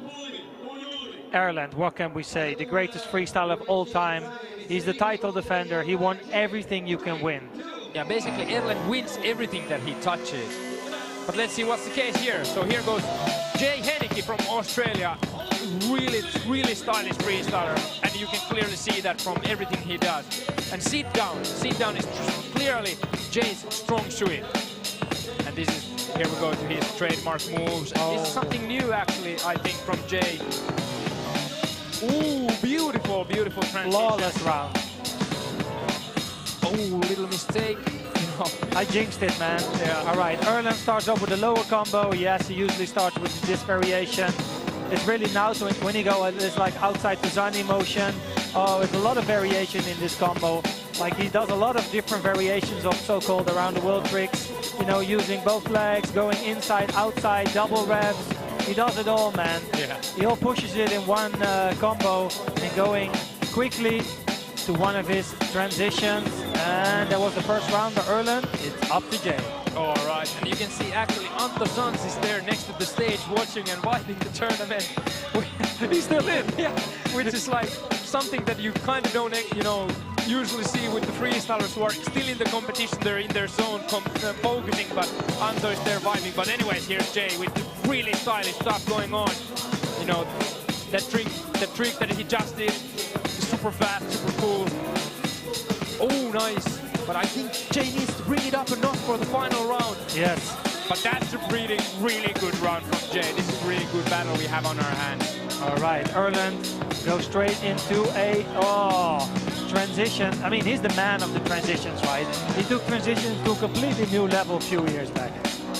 I mean, after this tournament, when Brunner has stopped competing, maybe Erlend can, change his competing name to Erlend Transition, because, the Fagerli brothers are not competing anymore. All right, Jay, last 30 seconds. Ooh, going with the really stylish move right there. Unfortunately, did it work out? And it didn't work out again, so... Man, it's not easy to go against Erlend, man. No. You feel the pressure. Yeah. And you can tell, Jay usually is so relaxed, so easygoing, but, when he was really good in Super Bowl, and he's been really good in past years. I think he also improved a lot on his consistency the last years. Right. All right, Erlend, last 30 seconds. Okay, this is so hard. How does he even get it so precise that it lands in his neck like that? Oh, of course, why not? I don't know, man. As I like with the Fagerlis, they have a certain humor in their freestyle. Yes. There's always, sometimes he does the things that just make me laugh, like this, for example. Yeah. It's really funny and entertaining to watch. And it's the thing, when you do something kind of funny. Yes. But at the same time, mentally difficult. Like incredible. Laying down, holding your toes with your hands, and balancing the ball on your face. When you say it like that, it sounds crazy. It sounds crazy, but it's way harder than you think. Yeah. If you try it, you will find out how hard it is. Yeah. And here we have the best bits of Erlend's battle, and you can just clearly tell that the ball is, following him like magnet. And I don't really know how that happens. And here we have this move, doing the face wash while holding his toes. How do you come up with that? You're at home. You're sitting on the couch and thinking, yeah, let's do that. I think that is from last year when against Markki he did that same trick, but he was tying his shoelaces. So Erlend knocks out Jay from this competition, but massive shout out for Jay Henneke. I'm sure that we'll be seeing plenty of him in the future. But that was top 16 round in the Red Bull Street Style. We have the top 8 men now, but we're gonna go to the top 8 men later, because now it's time to talk about the top 8 women. Oh wow. What the scary part is? We're just getting started, man. But have a look at the women, right? So, first battle, we've got Caitlin from the US, who unfortunately cannot battle Evelyn from Nigeria because of certain circumstances. She couldn't make it to Croatia. Happy birthday, Evelyn. I'll see you next year. So Caitlin goes automatically to the semifinals. Then we have Jasmine, a very experienced freestyler, who's going to go up against Miharu from Japan for her first world final. We have Augushka against Lara, which is the battle of experience, right? Both more than 10 years experience. And the last battle is, last but not least, the title defender Leah Lewis representing the UK against Keita, aka Catarina Vega from Chile, who's back at the World Finals after 10 years since Lecce. Yes, man. I think I personally look forward to Leah against Kata battle the most. Because I was talking with Kata, what is her tactique and how does she approach this battle? And I already saw it in the regional finals. Man. Yes. Because on fire. When she was battling, she was like, after a good round, she was like yelling from top of her lungs, like, yeah! And I was like, that is some big energy right there. Love it. And so passionate. And Leah, she's a world champion, but relatively new to the game. So it's going to be interesting how can she deal with the energy that she's up against. It's quite interesting how she's probably, of all of them, the person with the least experience, but she's the title defender. Yeah. Well, maybe Miharu, okay, except Miharu. But it's still very interesting to see how that works. And here we can have a little look at the best parts of Erlend's previous battle. Here. So the brothers are still in, man. Yeah. The brothers are still in. Take a video of that, man. Face wash while holding your toes. Yes, man. Upload then on Instagram and hashtag I am trying to be like Erland and see who does it the best. And just look at that, you know, you can tell by the way he's on the stage. Oh, man. Did you see that, guys? You know, that's not all, but you know, enjoy this now. And I see Mehul next to the stage. Shout out to Flair 20 TV for recording all the battles since like 10 years. Yeah, man. For sure. But one more thing that I need to say about Erland, that he's like kind of grown into the battling. You know, when he. Oh yes. When he was a child basically in the beginning. Yeah. If you think about Red Bull Street Style. Yes. In Salvador, you were there, right? 2014, yes. He was a little boy, but still, I think he made it to top 16 there as well. Oh, his potential was already visible right there. Like, yeah. He didn't have so many own tricks yet. Yeah. But he already had the consistency. He was already starting to get some transitions and things like this. But yeah, no, of course not at the level where he is today. Yeah. So when you saw, I mean, I remember I was watching their videos, you know, the Fagerli brothers videos for a long time. Yes. And I thought it's just crazy how like consistent they are, like you said. But when you saw them for the first time live, did you think that, you know, this guy is like going to be the GOAT of freestyle? No, not the GOAT, but I did see potential. You know what I mean? Like, it's always hard because some people also get other interests, right? Yeah. So they're like the rising star, and suddenly they discover, I don't know, man, they want to go out with their friends instead, or you know, they have to study or something, or so it's hard to predict those things. But yeah, well, it worked out pretty all right for him. Yeah. Right? Yeah. And here we have some scenes from the battle that we were anticipating a lot. Pagu against Jesse, where Pagu won the battle, and you know, Jesse is smiling, but for sure he's not satisfied. Yes, actually I saw the frustration in his eyes. Did not go as planned for him. But hey man, that's sport. It's the World Finals, it's the World Championships, freestyle football. So yeah, at this level, the tiniest of mistakes get you eliminated basically. For sure. And something I need to tell about Jesse, I've been following him, well, I can't tell very closely, but carefully anyways. And well, I'll get back to that story later, because now it's time to get started with the female battles, guys. So here's Jasmine against Miharu. Jasmine, who is definitely at the peak of her career at the moment, and for sure not even at her full potential. And not just that, Pege. When you look at the schedule, by the way, Miharu gives everyone the thumbs up. If you look at the schedule, both Leah and Augusta are on the other side of the bracket. Yeah. So which means that the way to the final, depending on, I don't know the shape of Caitlin at the moment, but the way to the final is possible for Jasmine. So let's see what's going to happen. Huh? Right. All right, so Miharu starts 21 years old, and very strong start actually from Miharu. And wow, actually she's doing really great stuff. Did she touch with the hand? I couldn't tell. Yes, she did, but that's a really Japanese thing to do it like this. In Japan, they think about freestyle very differently than my engineer brain does. This is really, really beautiful stuff from Miharu, looking very relaxed, unbelievable. Wow, that was so strong from Miharu. I mean, oh my goodness, I've said stuff that, you know, doesn't make any sense more. I think she had a mistake that she covered up. Let's see if the judges picked that up. Jasmine looking slightly nervous here in the beginning, but she usually does. So let's see if she can recover from this. Oh, nice transition. Some people sometimes ask us, do you need any special equipment for this stuff? No, all you need is a ball. Just get yourself a ball, get yourself some shoes. Nice. And you can start freestyle football no matter what. All right, Miharu, second round, doing with Abbas and some stylish touches right there, and this is her strong suit. You know, a little Ibuki kind of flavored move there with the wrap. And here you can see, very creative angle. See, she's getting some mistakes that she's trying to cover up. Exactly. But the judges do see that, of course. Yeah, of course. But she's done a lot of moves that she's been saving. I've been watching, you know, her training here, and she was doing the crowd activation yesterday, and Miharu was saving up so much, and I was like, you know, she has so much tricks actually. but now she's just, you know, dropping the tricks like bombs. All right, this is so signature by Jasmine. The soul work. Oh, nice. Don't drop it here.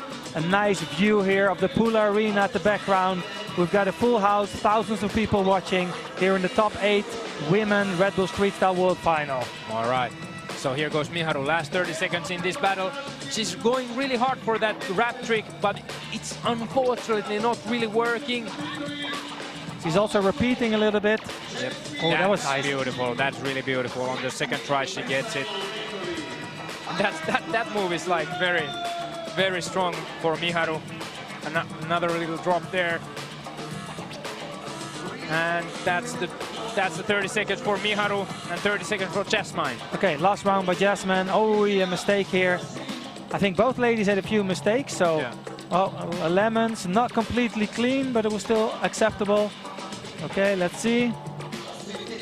Oh, she's trying to do a little block because the reply to Miharu's round. That's smart always to show your opponent. Oh, a little touch with the hand. What's going on here? Oh, yes, that's nice. Okay, nice. All right. Okay.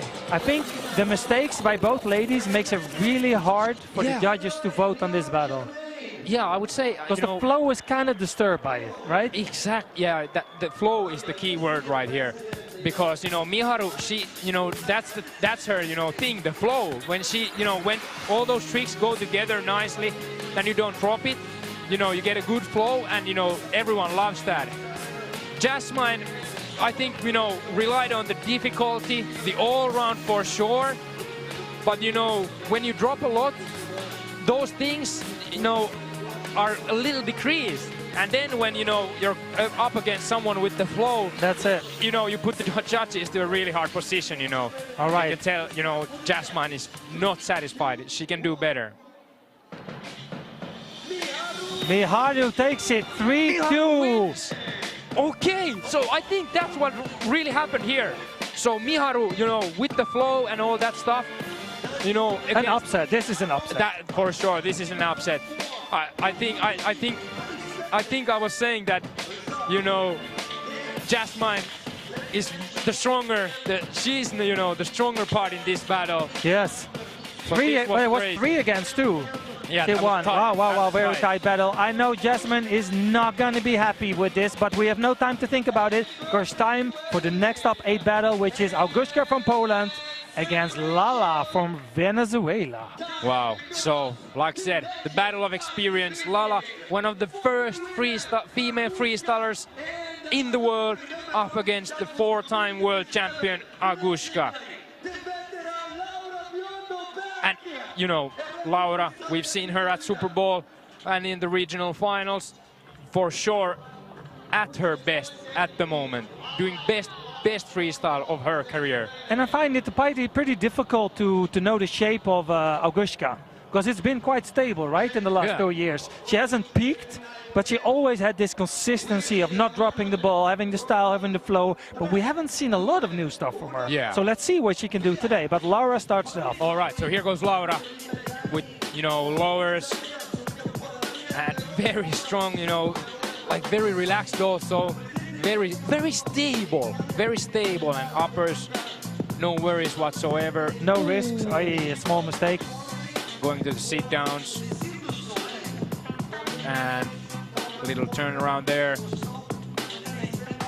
Very stylish freestyle, very easygoing still, but she ends it very stylishly. Here goes Augushka. That was good. Oh, little no touch. She didn't drop it. I thought she was going to lose it. Goes to the transition. Oh, wow. That was cool. See, that's what I mean with Augushka. She always makes it look really nice. She has a very soft touch, right? Oh, she's in good shape, I can tell. Oh, what a small mistake. I jinxed it. I should not. That is not actually a small mistake when you drop the ball off the stage. That's it. Now I think the question is, how does Laura, you know, take advantage of this? Beautiful, but unfortunately she doesn't land that, so I don't think the judges are thinking that as a counter trick. Sometimes when your opponent makes a mistake, you get really a lot of energy from it. Right? Yeah, it can happen. And sometimes it does just the opposite. You're like, oh no, it's my chance, but you know, you get just more nervous actually. But Laura, very, you know, looking very good here. Nice, nice, nice. And some strong finish. Unfortunately, not getting it all the way. Okay, let's see what Augusta can do. Up a little touch here. Some sole work. Oh, also a small mistake here by Augusta from Poland. I think she's trying to save her lowers for later on. Because, you know, it's all about the tactics as well. You're looking at the bracket and thinking, if I can get to the semis, if I can do this or that, then I could use this trick. But there's also a risk to that, right? Let's see what Laura Björndal does. Oh, very beautiful stylish two-trick combo there. And now she's got this trick finally and going to the sit-downs. And I'm also thinking, is Laura going to do her lowers? Because she's done really good with her lowers this year. Ooh. It's a bit risky. I don't think she wants to risk too much. But Laura's doing really nice. Yeah. She didn't hold that stall long enough, but... Nice. Good round from Laura Björndal. Last 30 seconds for Augusta. Oh, there we go. Lemons combo. Oh, now I think Augusta... Oh, a mistake. Wait a second, Peggy. Is Augusta going out here? Well, let's see. It's not impossible. You know, oh my goodness, there was a little hand touch there. I feel an upset in the air, Peggy. I have a feeling about this. It could be. Okay. I don't know. It could be. I don't know. I mean. Okay. Both of them did drops. Okay. Both of them did drops. Both had the style. Both had style, execution, but variation a little bit more for Augusta, I would say. Yeah, for sure. But maybe. I'm not sure. Augusta did drop the ball off the stage and lost a lot of seconds there. Laura was kind of going at easier pace. Yes. But, you know, then the things she did, like here in this replay, very solid, you know, very solid movements. I am not sure, man. I'm not sure. Let's have a look. Because, that, you know, if Laura wins this, it's a huge victory for her. Augusta takes it. For Augusta. I guess, you know, the variation and all that, you know. That's why we're not judges. Yes. Yeah. Well done by Augusta. She goes to the semi-finals. Massive respect for Laura Björndal for always making it to the final day of the Red Bull Street Style World Finals. And I hope to see her again next year. For sure. We hope to see her competing. Great freestyler, but no! Oh my goodness! It's going down. So Kata from Chile against Leah, the reigning champion from UK. You know, I can see in the way Kata runs onto the stage that she's hungry. She's hungry for this, yes. And you look at the energy from Kata, she's like, here I come. Leah looking nervous. She suffered a little injury a few weeks back. Hopefully she's recovered fully now. But you know, I mean, it's going down now. So here goes Kata. She wanted to go for the Magellan there. Yeah. And here she goes. That's the Magellan. But I don't know why. You know, maybe she's nervous because she didn't have to touch the ball with her hands there. No.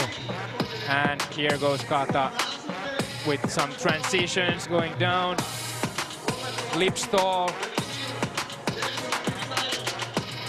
Doing the uppers now. I just wait for the jackpot, you know, that is so, you know, good for her. A little drop, unfortunately, for Kata. And here goes Leah. Signature move by her. She really loves these handstand tricks. She's very flexible. She goes to another one. It's a bit repetitive to do another one in the same set. Some nice soul tricks here. You can clearly see that she's prepared all these sets months and months in advance. Yeah. Ooh, okay, nice. Cool. A little mistake here by Leah. And yeah, not completely clean, but it was cool. All right, here goes Kata. And now we got the energy on her, doing the sit downs. Lip stall again, also a little repetitive. That's it, right? When it comes to freestyle battles, coming up with new tricks is so difficult. Yes, for sure. And you know, you can't be doing the same stuff all over again, especially in a battle. You need to, like, if you have a little number of tricks, you need to do all of them. But that was, Okay. you know, dropless for Kata, and there you see it, you know, she's showing the most gladiator spirit of all freestylers for today. It sure is. All right. Nice. I like it. She's going in a full circle. That looks really stylish. Always back to the uppers. And always the flexibility. That's really her signature stuff. And not really making any mistakes. It's not super spectacular, but she always does them. But Leah, like there, she's got like the tricks that are really, really difficult. All right, Kata, last 30 seconds. Unfortunately, lid drop there. I think she's rushing it a bit too much. Maybe. Ooh, and that's a big drop. The ball is off the stage. She's retrieving it back fast. Going to the block moves here. Oh, nice catch. So who will go against Agushka in the semis? That's the question. And here goes Kata. Oh, unfortunately, this is not working out for Kata this time. Last 30 seconds for Leah. Oh, little old lemons. That was cool. Transition. I think Leah knows she's quite comfortable on the lead in this battle. So if I would be her, I wouldn't take so much risk here. And just enjoy the view in the Pula Arena. And this is actually great because we're seeing Leah competing for the first time since last Super Red Bull Street Style. She didn't compete in other competitions this year. That's it. We've only seen the kind of training content and the other content she's put out with the social media. But she's looking really strong, am I right? Yes, she's looking strong. The only question I have is, does she have anything left? Because this is the only trick she's ever done, and she's done them all. Well, I think, you know, she kind of, you know, came up with something, you know, with the sit-downs, for example. Yes. That was something that I don't remember from last year. Might be that she did it, but you know, for sure there was improvement now. But it's also, you know, kind of crazy to see that she's also now in full battle mode. After the battle, she's like, all right, that's what's up. It's nice, man. It's nice to see people enjoying themselves on stage. I mean, that's what it's all about. Yeah, right? and here we can see the you know, sit-down moves of Leah. Oh yes, yeah, you're right. Some new sit-down tricks. All right, so the judges are selecting Leah against Agushka. So last year's final is happening in this year's semi-final. Wow. So Caitlin or Miharu is in the final of Red Bull Street Style no matter what. Right. That's crazy because that's the other semi-final. Yeah. Caitlin against Miharu and Agushka versus Leah Lewis. All right, so now we're going to something else, right, Peggy? Yes, man. So now what's happening on the stage is the People's Choice Award. So the freestylers were doing some stuff and the crowd had the opportunity, the people had the opportunity to choose their favorite. So let's have a little, you know, let's see what is happening on the stage, because there's Sean. The man, the myth, the legend. Let's see what he's gonna do. Oh, he needs a bit of vibe, Sean. He always likes to hype the crowd. Whee! This is the first Red Bull Street Style World Final champion, Sean Gagné. He's also a Red Bull athlete, and he just came onto the stage for a little jam. A little jam like he only can do it. He's always trying to interact with the crowd, and he's probably gonna get one or two kids onto the stage to give them a little panna, I think. What do you think? I think that's what's gonna happen. Let's see. But you know, I don't know. Would you dare to go on there to give him a... Well, no. But you know who the guy is against him? No? Matteo. Oh yes, he's a freestyler. Matteo Terry from France, and he's actually the. He's like, don't fool me, man. Yeah. Yes. So nice. Oh, I hope he doesn't give him. I hope he doesn't give him a panna. You know, Sean, he was also at the Red Bull Neymars 5, which is like a, you know, like a street football tournament. It's really cool, also organized by Red Bull. Oh, hey, almost. Oh, yeah. I mean, okay. Here, I mean, I really hope to see some lowers from Matteo, because he is. At the moment, he's one of the best lower freestylers in the world. Yeah, he's crazy, right? But he's not a panna player, right? No. Hey. That was smooth from Sean. He was like, give me the ball. Oh, a little mistake. In Pana, just Yes. like in freestyle, you can. Oh no, that's it. There's Game over. Yeah. But come on, Matteo, show us some lowers, man. Yes, yes. We need to see a PATV or something.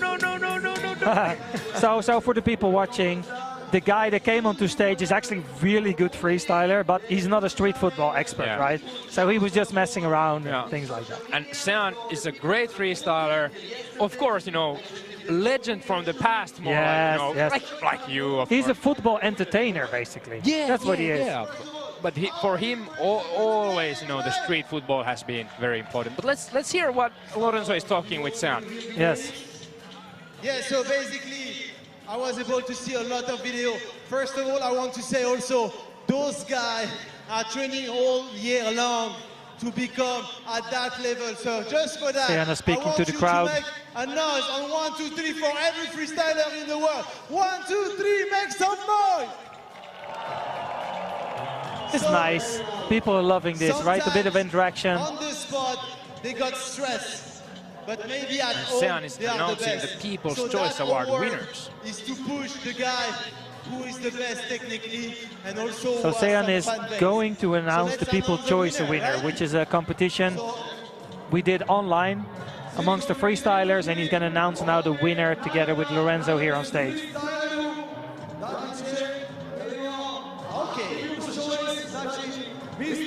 People's Choice Award, you know, to get the vote of the people watching, that's the best feeling to get, right? Yeah. Like that means the people love what you're doing. In the end, that's almost more important than winning titles. who was the most impressive You know, of the people mine love got what you the do. most votes. Isn't that the biggest Make reward some there noise is? for Miss For me, at least. Yeah. Agushka All right. from So Poland. The winners Come are on, make some noise for Agushka from Poland and Tristan from France. yes. So do not confuse people. These people just not did become a world champion because both of them are still in the competition. But yeah, they won the People's Choice Award.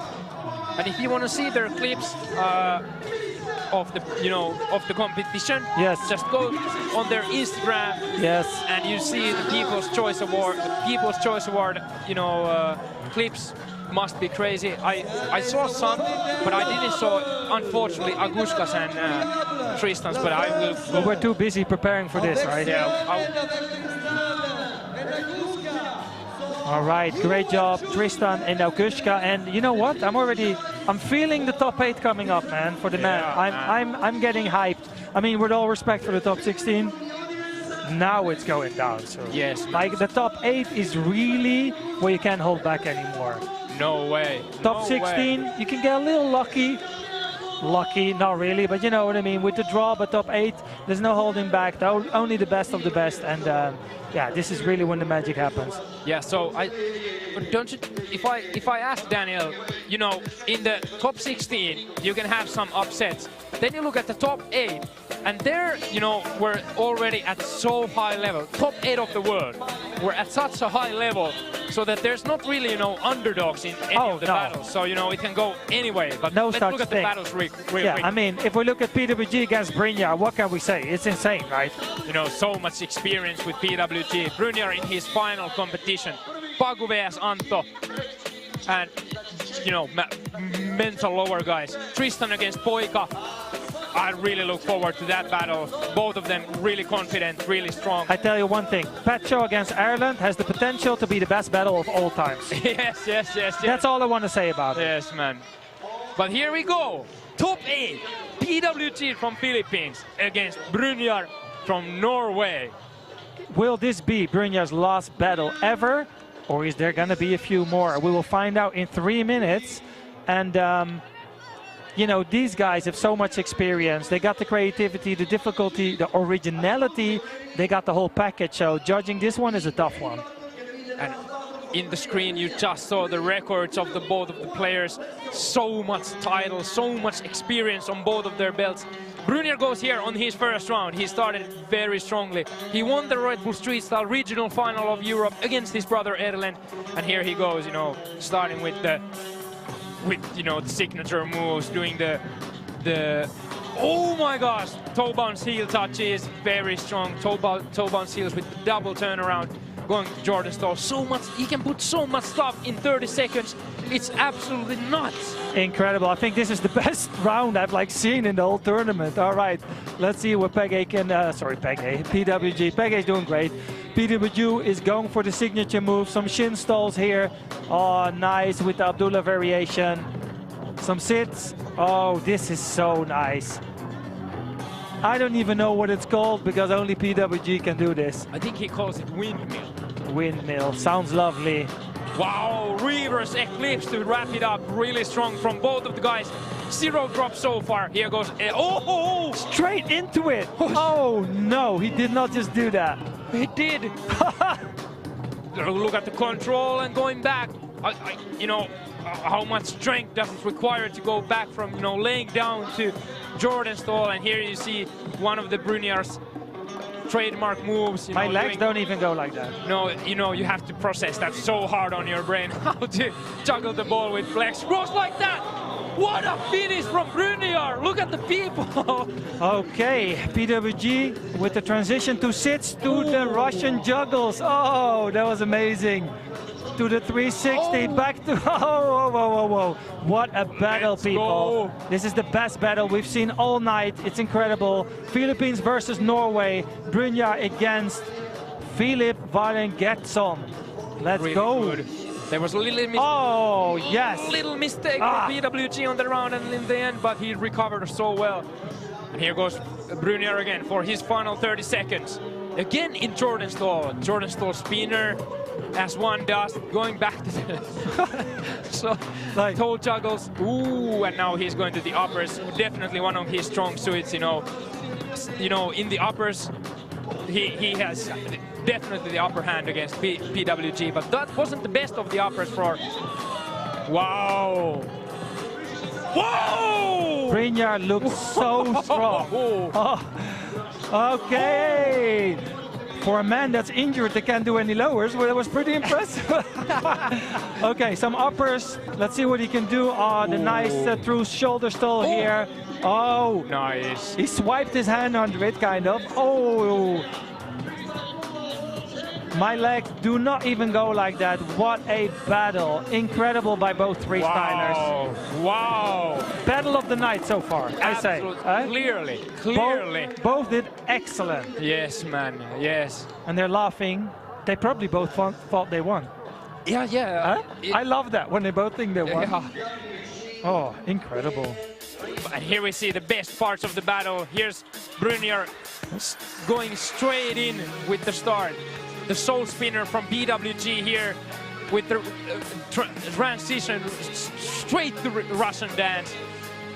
He went twice to that trick. That was crazy. Yeah. And the transition by Bruniar straight going to the toes from the back. Yeah.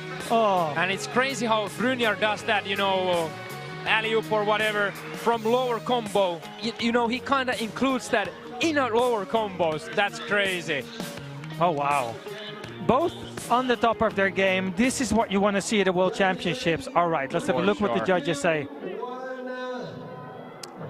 5-0 for Bruniar.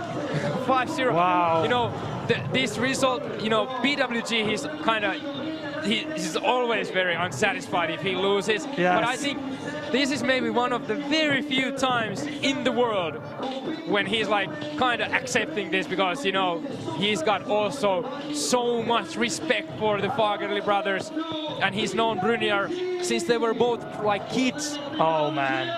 And he speaks Norwegian as well, right? Yeah, so and has the Norwegian passport, so those guys have massive respect to both of these guys. I don't even think this battle deserved the winner. Both are winners. I know you can't say it like that at the World Championships, but I just want to say massive respect to both freestylers. Crazy battle. All right, here comes Pagu against Antto. Antto, who was, you know, unlike many other freestylers, he was, you know, watching the battles on the side of the stage and not, you know, focusing on the backstage. 21 years old only, and, you know, really good at lowers. Pagu from Costa Rica, world finalist 3 times. also very young, just 20 years old. I think we're going to see a bit of attitude in this battle as well. Like maybe a little trash talking in Spanish against each other. All right, Anto starts off. All right, Anto with the Skora ATV combo. And going with the big low no-touch moves there. Oops, little drop. But, you know, very fast recovery. Ooh, Maybe his legs getting tired? Could be, and he goes to the uppers. And look at Pagu, he is very focused. Wow, beautiful. Very solid from Anto, but I have a bad feeling that, you know, Pagu will do something like this, something crazy. Yeah, so he started off with the PATV, but he couldn't continue the combo. Oh, a nice recovery here because he was going for it again. Oh yes, no, he should switch it up, do something else. Oh yes, no, the Pala is not working today for him. You know, it's a long day, right? The guys are getting a little bit tired, and you can see that the 100% energy from their legs is kind of, you know, disappearing because they both tried the big tricks and didn't manage to do it. Yeah. All right, second round for Anto. All right, Anto goes in, he's got the Eldo combo now. And he's going for more, another Eldo in a combo. And that's 3 in a combo for Anto, very strong. But you know, against Pagu, you must show very strong all-round, and here he goes with the Jordan stall. Oh, wow, that was a really cool detail. Do you think that was on purpose? I think so. I think, yeah. And it looked, you know, like it could be a mistake, but I think he tried that. Good run from Anto. Okay, there we go. Pagu goes for the 3 revolution, the Pala around the world. And there it went for Eldo, but he drops it, goes off stage. Oh, that's the worst thing that can happen to a freestyler. A ball that actually goes off stage. Okay, both players are starting to repeat their tricks now, and the judges do see things like this, right? Yeah. Because this is basically a copy of the tricks which they also did in their top 16 battles. Beautiful. But both are doing that, so yeah, let's see what happens. Ooh, massive move from Anto here. And another Ahmad no touch. He loves those. I dare to say, Anto is in bit of a lead in here. And yes. I must say, you know, against these two, I would, you know, on paper I would select Pagu, but now Anto is doing really good stuff. You know, the positive energy that he has is taking him really far in this competition. But let's see. Let's see, Pagu, last 30 seconds. All right, let's see. He went for a ducking combo. Not combo, sorry, ducking move. Oh, he wanted to go for a backflip catch. There he is. Oh, that looks so energetic, so strong. Be very careful trying that trick, people. It's really dangerous. He does the nice little kick flip here. Oh, and the strength to go back to handstand is incredible. Maintaining the control. Yes. All right. 3, 2, 1. Okay. Whoa. I think none of them are sure that they will go on to the semi-final, right? Yeah. I don't know, man. It might be Anto. It might be, but the last round of Pagu yes. was just pure mentality, man. Wow. Well, here we have a glimpse of Anto's lowers. Just look at the style, so clean, very near perfect, and another Eldo in a combo. And there's some of the all-round. And like I said, you know, in all-round, on paper, definitely Pagu has the upper hand. And you can see it with the backflip catch, for example. This is stuff that not so many people in the world can do just like that. Incredible battle again. Here at Red Bull Street Style, we are at the top 8. Who goes to the semi-final will be Anto Sanz from Spain or Pagu. It's very hard to say the winner of this battle. It's very hard to say. Yes. All right, let's go. Pagu, 3-2. well deserved, you know. It was a tricky one, man, very difficult, but Anto is happy. Yes. Wow, that's crazy, you know. For a battle that ends 3-2, you know, for fans like us, that's the best result, right? Of course, man. That's what you want, man. 2 guys that are at the highest level possible, and only can one go through. So well done to Pagu. Great job. Yeah, Pagu, you know, you can see he's focused. I think Pagu in his mind is thinking, you know, that the World Championship is possible. Oh, he definitely thinks that. Yeah. No, he's a winner, man. Yeah. He's never won, but in his mind, he knows he can win it. Yeah. Like otherwise, there's almost no reason getting here, right? Yes. All right, next battle we have Tristan Gach from France against Sebastian Ortiz from Medellin, aka Boyka. And this can be monumental, guys. This can be monumental because, you know, performance, both of these guys have it. Difficulty, no question about it. Execution, clearly. It's the swag. The swag, yes. Definitely the swag, man. Yeah. I think it's gonna come down to the drops here in this battle, because Boyka simply doesn't do drops, usually. Yeah. Let's see what's gonna happen. All right, here goes Boyka. Palle around the world to start with. It's looking so easy. It's stupid. And a Scala in the combo. And what next? Another Scala, and still going. This is already three reps in. 4! Okay. Oh my goodness, monstrous from Boyka. And he's like all smiling, you know. Let's go. Ooh, but there is the drop. Now, all right. Tristan, let's see how he can reply to the first round of Boyka. He starts with the uppers, rollers. The ball is spinning nice and slow. It looks really cool. A transition. Oh, yes, to a signature transition. But he also did that in the previous round, so the judges do notice those things. Okay. Oh my goodness. I've never seen this transition before. That was cool. That was a new trick. You know, that is what it's about. Oh, yes. Crazy. And the French national trick to end the round with. Here goes Boyka, second round. All smiles again. Absolutely very stylish freestyle from Boyka. The level of control is ridiculous. You said it, man. And you look at that, you know, even we've seen this stuff, you know, there's that Boyka flavor to all those things that he does. Every now and then, if you look closely, you can tell he always takes little looks at his opponent while doing the crazy stuff. Okay. Beautiful from Boyka. Tristan has to go hard now. Yes, the alternate Palle. Beautiful. Oh, small mistake. Will this cost him the battle, this little drop here? Because Boyka, as I said before, he rarely makes any mistakes. Oh, incredible fast legs. Their revolutions are so fast, you hardly don't see them. Oh, that's a big mistake for Tristan. Let's see how much it weighs. Here goes. Nice end from Tristan. Here goes Boyka, last 30 seconds. And look at that, you know, it looks so easy that it's stupid, I think. Yes. Do you think that can almost work against him? Maybe not. Well, yeah, I mean, for people, maybe they're like, you know, he doesn't even look like he's working hard, whereas Tristan, you know, doing alt Palles. Not even sweating. You know, he must like go all out, but Boyka is just, and imagine how many tricks he's done in 30 seconds. Yes, so Tristan has to do his best round ever, otherwise he will go out. All right, let's see what he can do. Okay, he misses it. Come on, Tristan, let's go. He's repeating his first, he did this in the first set as well. You can see he's feeling the pressure, he's feeling the stress now. You know he's behind, he has to pull out everything right now. Oh, that was cool.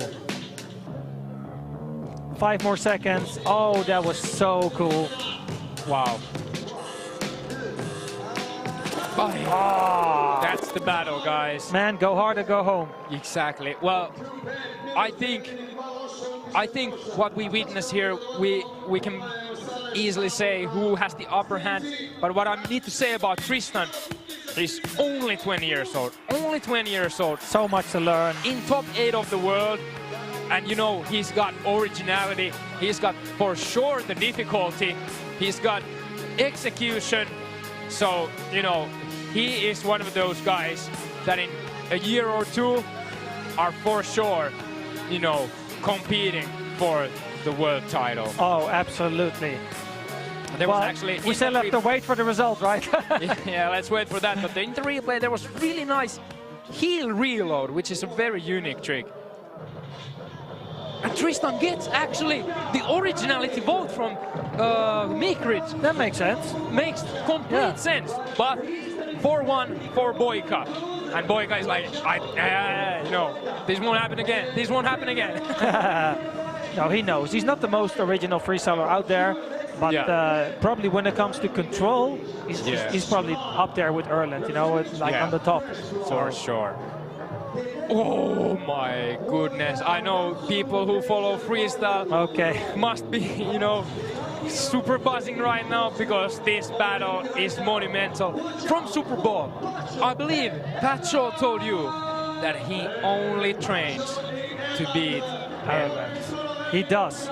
This has the potential to be the greatest battle of all time, and I don't even know what to say. You know, something shocking might happen. Pat Shaw from US, 19 years old, from Maine, USA. Really strong freestyler against the greatest of all time, Erlend. Here goes Erlend first. And starting nicely. Wow. Beautiful, beautiful, beautiful from Erlend. Absolute perfect control. Doing the reloads. So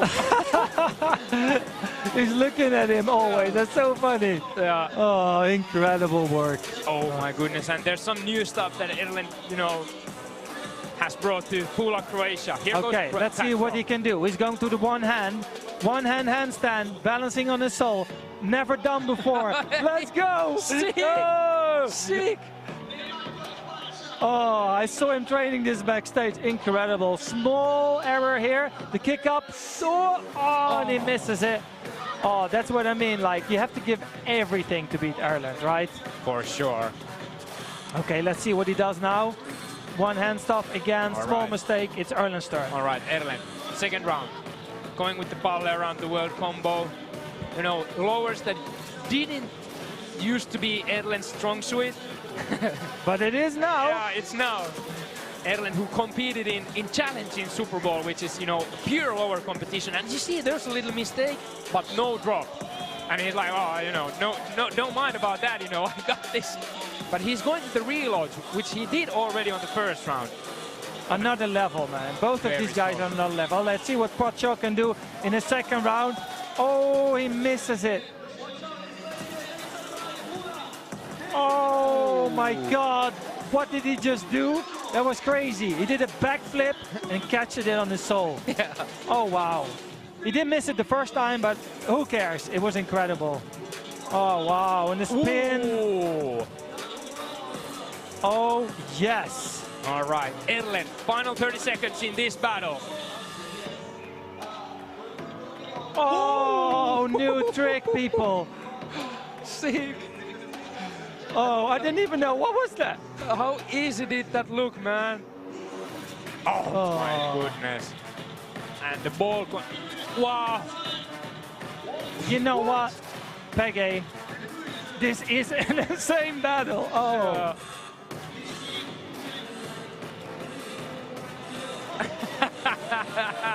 Hyping up the crowd. I don't know even what to say. And here goes Pat Shaw with Palle. Unfortunately drops it. I think Pat Shaw knows he's under right now in this battle. So maybe the pressure got a little bit too much for him, because Erlend keeps delivering new tricks over and over again. And do you think that, you know, because Pat Shaw, you know, he's been waiting for the moment to challenge Erlend. Yes. Now he's had it, but it's like so much, you know, look at the setup, look at everything. It's just, you know, you don't get that often, so now he got like extra little bit of pressure. Yes, man. All right, guys, but make sure, follow the replays closely, because we've selected some crazy stuff for you from this battle. Oh, man. So here goes. And look at Pat Shaw. Look at Pat Shaw. Oh. He's like, nah. That's not real. That's not real. And look at Erlend on the other hand. Watching very carefully, like kind of.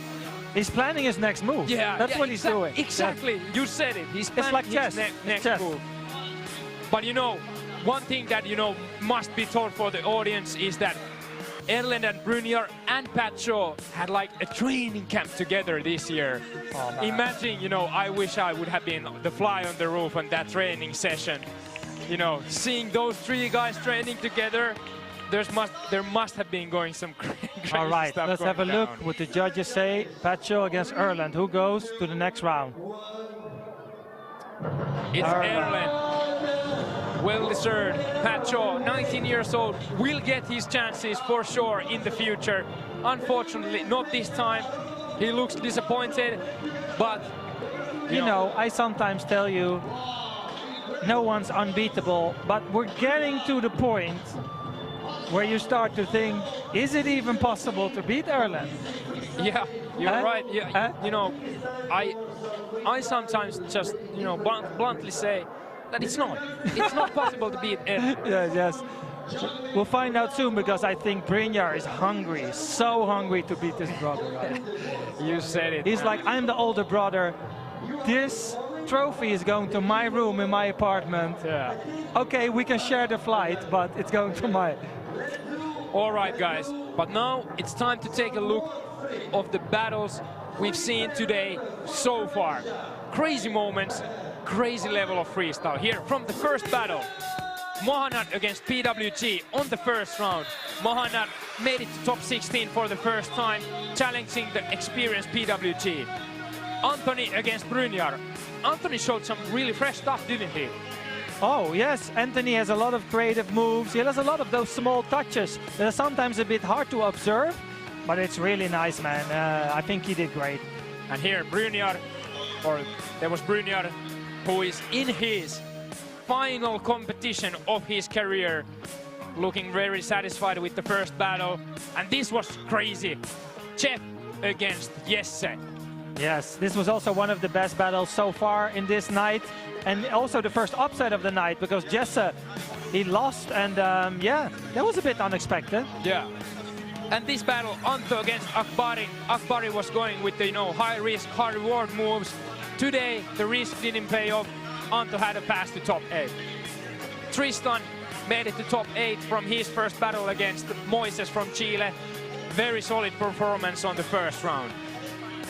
Oh, I love this move. It's so nice. Up. And that's the French national trick. Yes. The slap double around the world. Yeah. Something like that, right? And All right. Boika, who's still in the competition, faced Nico Kondra on the first round. It's so difficult to go in the first round against a legend such as Boika, right? Yeah. And Nico's looking at him like, oh no, Yeah. I'm done for today. I want to go to my room. I'm done. It's exactly, you know, the feeling.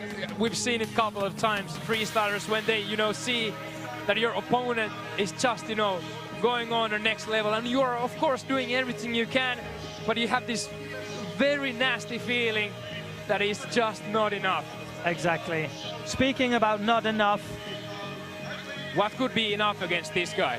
kind of, yeah, that was what I was thinking. Yeah, like you have to come from very far to beat him, but yeah, we'll see how it goes. Yeah. He was Erland, the multiple world champion, was in top 8 on the first round against Jay Henneke from Australia, and Antto. Just handing out pictures, autographs, nice man. All right, the female battles. The first one, Jasmine against Miharu. What do you think happened here? I think, as always, Jasmine, once she misses up the first trick, she gets a bit nervous. Yeah. And the pressure gets to her.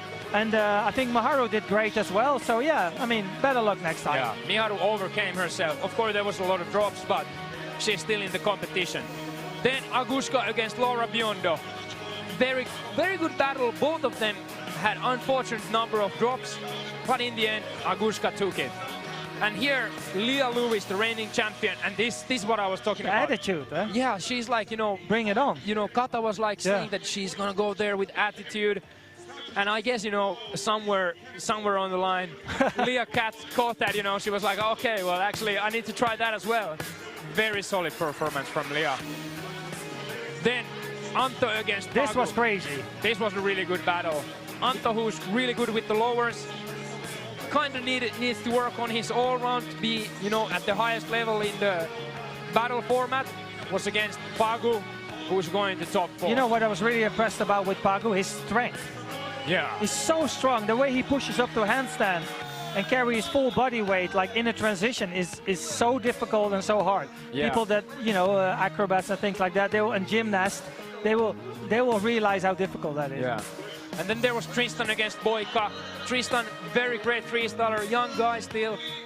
Kind of suffered maybe of the pressure, you know, whereas Boika went very easily in. And took it home. Yes, very yes, yes. clearly. And the final battle was Pat Shaw against Erlen. Pat Shaw had his moment against the GOAT of freestyle. Unfortunately, it didn't work out this time, but you know, like I said many times, we'll be hearing about that guy. You know what for the scary sure thing in is? the future. That Erlen just beat Pat Shaw on probably 80% of his capacity. I think 80 is, you know, a little upwards even. Yes, because he has 2 more gears that he can push to go. Right. But it wasn't bad from it wasn't bad in any case from Pat Shaw either. Really, really crazy moves like the backflip catch right there. And Pat Shaw, what a stylish freestyler, you know. Always with really good attitude. Yes. So much respect for the freestyle and for the community. But imagine if you're being up against Ireland in a battle. Just getting onto stage is like 1-0 behind, right? Well, anyways, guys, Red Bull Street Style 2022 is on. We have the top 4 in female and male, guys. Let's have a look how this magnificent Pula Arena, 2,000-year-old venue looks like. Wow. Let's just enjoy the view, man. We're flying over the arena here. Looks wonderful. What a beautiful city, Pula, right? Yes, man, I must give a lot of credit for the Pula city in Croatia. It has been very nice city for the world final of Red Bull Street Style. All right, so slowly we're going on with the woman. We're going to the next round, which brings us to the semi-finals. Just 4 ladies left. We came a long way. We started 9 months ago with about 1,000 freestylers, and now it's just 4 left. It is Caitlin from the US against Miharu from Japan, and Auguszka from Poland against Leah Lewis, who's defending her title in the semi-final. So we're going to see Caitlin in action for the first time. Caitlin, for sure, one of the most stylish freestylers in the world. She has kind of created that feminine style, you know, like love it. Dancing, from you know, the hips. with the ball. Yes. And so smooth. And combining the lowers, the acrobatics and everything. I look really forward to see Caitlin freestyling, and look at the scenes here. Oh and my the Kate goodness. flip as well. The Kate flip. Kate flip, oh, right. the signature move is so beautiful. But Miharu, do you think she can show more? I definitely hope so. I definitely hope so. Because it's hard to tell, right? Yeah, she's a little unknown freestyler to me still. Also very young freestyler we're talking about. So more to come, of course. But, you know, in Japan, in the podcast, the WFFA podcast, all you need is a ball. You were actually interviewing Leon Poprowski, Japanese freestyler, who created Super Bowl this year. And it was magnificent to hear, you know, about the Japanese way of thinking about freestyle, because it's so much different. They just want to be cool. Exactly. So that's the key word. When I look at Miharu, actually, when I look at any Japanese freestyler now, that's what I'm thinking. The first thing that comes to mind is that, oh, so cool, man. Yeah, because, exactly. You know, if you think about Miharu against Jasmine was like in all sport outfit. Miharu was like, you know, swag. You know, swag. Yeah, like yeah, she was, you know, going shopping with her friends or something. But, you know, also the selection of the tricks and the style that they do. Oh, definitely. All leads down that you need to be cool. And that is so interesting, in my opinion. I mean, the thing for me is, right, like, I do understand that being cool is important, but it's not the main goal for me. Yeah. You know, I think that's the difference. The difference is that, like, for me, if I would be on stage, the main goal would be more to do my freestyle as good as I can, but to look cool would be like 5th priority for me or something like that. You know what I mean? Yeah, if you look cool, it's cool. Yeah. But if you don't, it's also fine. But in the Japanese freestyle, that's by far #1 priority. For and sure. That's interesting. Yeah, and when you think about like this competition, for example, we have the criteria. Every freestyler there knows the criteria: the performance, difficulty, execution, control. Then, you know, when you're thinking about the cool factor, this is what I'm thinking. Yes. Like, are they thinking that, you know, those 5 things don't matter really? Yes. I just need to be cool. Or are they thinking, you know, I try to do something difficult? Yes. and be cool at the same. But more, you know, I'm thinking about the difficulty. That's it, man. Pege, I think you're cool, man. Oh, thanks. I think you're cool. All right, so in the meanwhile, Lorenzo's hyping the stage, hyping the crowd here in the Pula Arena with 2 local MCs rapping. How's your rapping game? Well, actually, It's pretty decent. actually, my rapping game, well, you know, the people who have heard me rap, ask Yes. Sumo. Ask Sumo. He knows about my rapping Really? abilities, yeah? Okay, okay. Anyways, there you could see Miharu and Kate. And you know what? You know, Caitlyn is also cool as a cucumber. Oh, man. Am Don't I get me right? started. Am I right? The definition of cool, definitely. Yeah. But, you know, she is also familiar with the judging criteria, so that's Right. why Miharu is, you know, she has a big challenge now. All right, let's see. Got the California vibes on one side and the Tokyo vibes on the other. Sorry, Hokkaido vibes on the Yeah. other side. Caitlyn versus Miharu. Let's see who's gonna start out. It's Caitlyn who's gonna start. All right, here goes Caitlyn, starting with the lowers. Really cool lowers. Taking it easy, you know, no risks. And I think, you know, it's really good that you don't take risks, especially on the first round. You don't want to start with the drops. And, you know, look at, you know, the hair is swinging while she's doing the upper. You know, that is also, you know, what makes it look so cool. Definitely, and she starts up pretty strong, by the way. Ooh, did you see that move? You know, what people usually do while they're sitting down, she did while handstand going to sit down. Yes. This is very strong from Caitlyn. Ooh, all Wow. right. This was a very strong round. All right, very let's strong see. round. Miharu-san, let's go. Oh, very nice Oh. position. Oh, she misses it. That was So, insane. to She answer- saved it. Yes. Answer your question, does she have something? She did have something. Yes. But All no. right, that's the thing. Once you make the first mistake, it's so easy to go for the second one as well, right? Oh, this is flowing. I like this. All right. I think Kosuke would be proud. You know, he loves this stuff. And I'm getting, you know, Mathieu vibes a lot here also. Mathieu, yeah. Shout out to Mathieu Piron from France. All right. Oh, this looks so good, guys. Caitlyn, very strong here. Very strong with Caitlyn, you know. I must say, I don't think I've ever seen Caitlyn this strong at Rebels freestyle. For sure, same here, you know. It's crazy, you know. Caitlyn, we haven't talked so much about her in this broadcast yet. Now when we're looking at her freestyle, you know, anything can happen. And Oh, there yes. is the beautiful from Caitlyn. 0 drops so far. All right, let's see if she can reply. Oh, nice. Don't drop it here, Miharu. Yes. This cool little Hiroko style, Hidoke style tricks. I like these. Oh, a little drop there. So far, Caitlyn is on the lead, but is making it look really good. Come on, Miharu, let's go. Yeah, Miharu definitely needs to bring in, you know, something like she tried in the first round. Oh my goodness. That was Crazy. quite good attempt. Nice. All right, Caitlyn, last 30 seconds. Caitlyn rocking the swirl shoes. Yes, sir, and this is the Caitlyn style. Look at this. Mesmerizing to look at her. You know, the control is just, you know, she's dancing with the ball and at the same time doing tricks that you know, it's so easy to drop the ball while you're doing all that. Yes. But, you know, the ball is controlling Caitlyn 100%. And I'm blown away by the level Caitlyn is actually displaying in this. Right. With all respect to Miharu, but Caitlyn's clearly on the lead here. But who knows? Let's see. One last round. Nice wrap from Miharu there. Small drop again. All right, who will be the first finalist here in Rebel Street Style World Finals 2022 in Pula Arena in Croatia? Ooh, that was nice from Miharu. Nice attempt.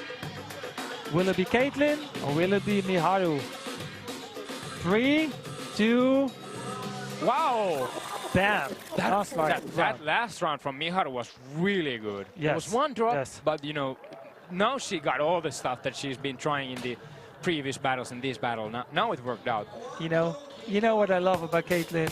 Yeah. If she wins or lose, the big smile Yes. is always there, isn't it? Caitlyn, trademark smile. Amazing.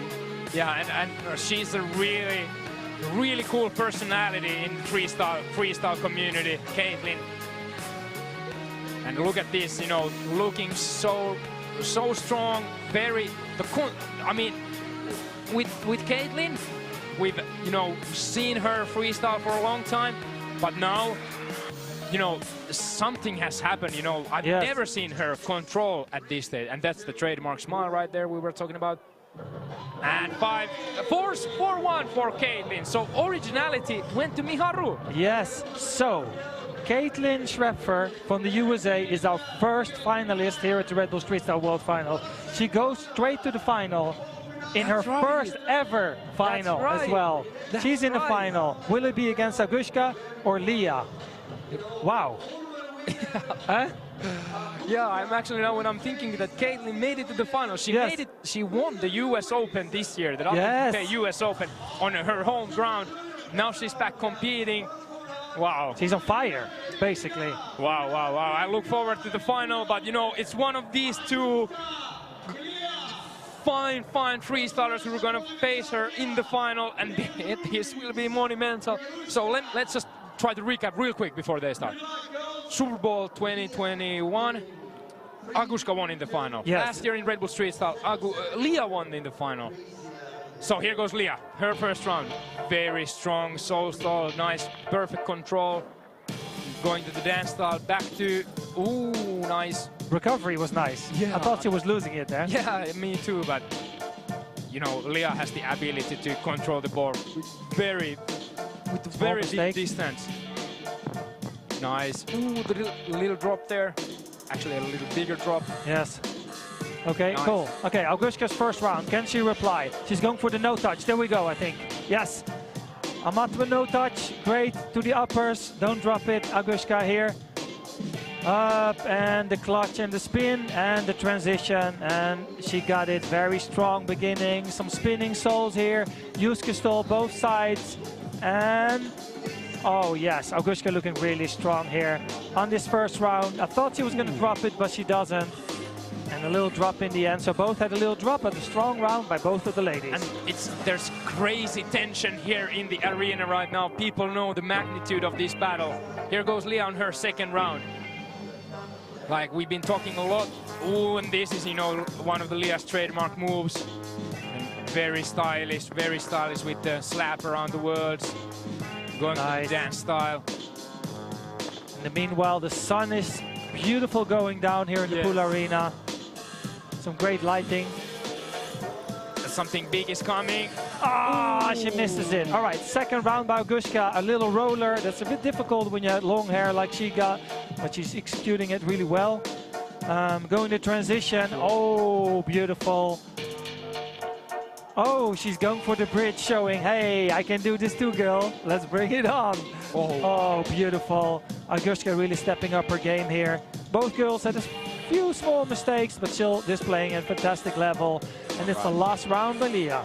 All right, I think now Leah needs to, now she has absolutely no chance holding it back. Okay, good French national trick there. And actually, I think she is half French. So, of course, that suits her. Oh, another mistake. Now and also the double ATV wasn't completely clean, if I'm really honest. Now she needs to do really perfect final 10 seconds to win this battle, because Agushka has shown really good stuff in the two first rounds. All right, who will join Caitlin the final Red Bull Street Style? It's Agushka's turn here. She has to go with some big lowers here. Akhmatova to the Hop to Worlds. Let's see what she can do. Another one. Yes, he doesn't drop it. Some blocks. Oh, this is going to be a tough one for the judges. Both ladies doing an excellent job. She's going for the transition here. All right. Oh, that's lovely. I wish I could do that, Peggy. Incredible. All right, 5 seconds. Who will join Caitlin in the final? In 3, 2, 1. Goodness. Oh, that was cool in the end. Yeah. Pointing at her like, hey, girl. Don't get me started on that one. I can do that too. Yeah. All right, who goes to the final? Will it be Leah or will it be Agushka? This matchup, Leah against Agushka, is starting to form as a classic, because, every time these two face each other... It's the new melody. Yeah, you can sense the tension, Everyone's like holding their breath. They're not yelling too much because they're watching so tight at what are both doing. Okay, let's have a look at some of the clips here by Agushka. You know, And you can feel, as you said before, you can feel this is an intense battle in the atmosphere, but also the ladies on stage. and there you saw the reply to Okay. from Agushka to Melodies. I mean, sorry, Leah style. But I must say that I'm getting nervous. Leah had an ankle injury a couple weeks ago, and she. Wait, let's have a look. Agushka takes it 4-1. So I was saying, Leah had an ankle injury, and you know, I saw from her Instagram, her ankle was really swollen just 2.5 weeks ago. Wow. So she must have done, you know, a lot of recovery. But I think, you know, that kind of thing might affect, because that wasn't the best of Leah for sure. Yes, so we have the final, Caitlin against Agushka, Rebel Street Style World Final, but now it's time for the semi-final of the men's. All right, so we got both of the Fagerli brothers still in the game. First, Brynjar Fagerli against Pagu, and in the other match, Erlend against Poiga. But Wow. Oh my God, yeah. so it's like Norway against South America, or no, Latin America, basically. Yes, you're right. So first, Brynjar against Pagu, and look now, Brynjar knows that now is time to focus. Oh yes, you can see. Okay, Pagu starts Pagu it. goes first with the classic start, Palle around the world combo, going for another, I guess, yes sir. So got 2 in the combo, and you know, I don't know if this is really good, because you know, we've seen the same stuff. Okay, no, with this we didn't see.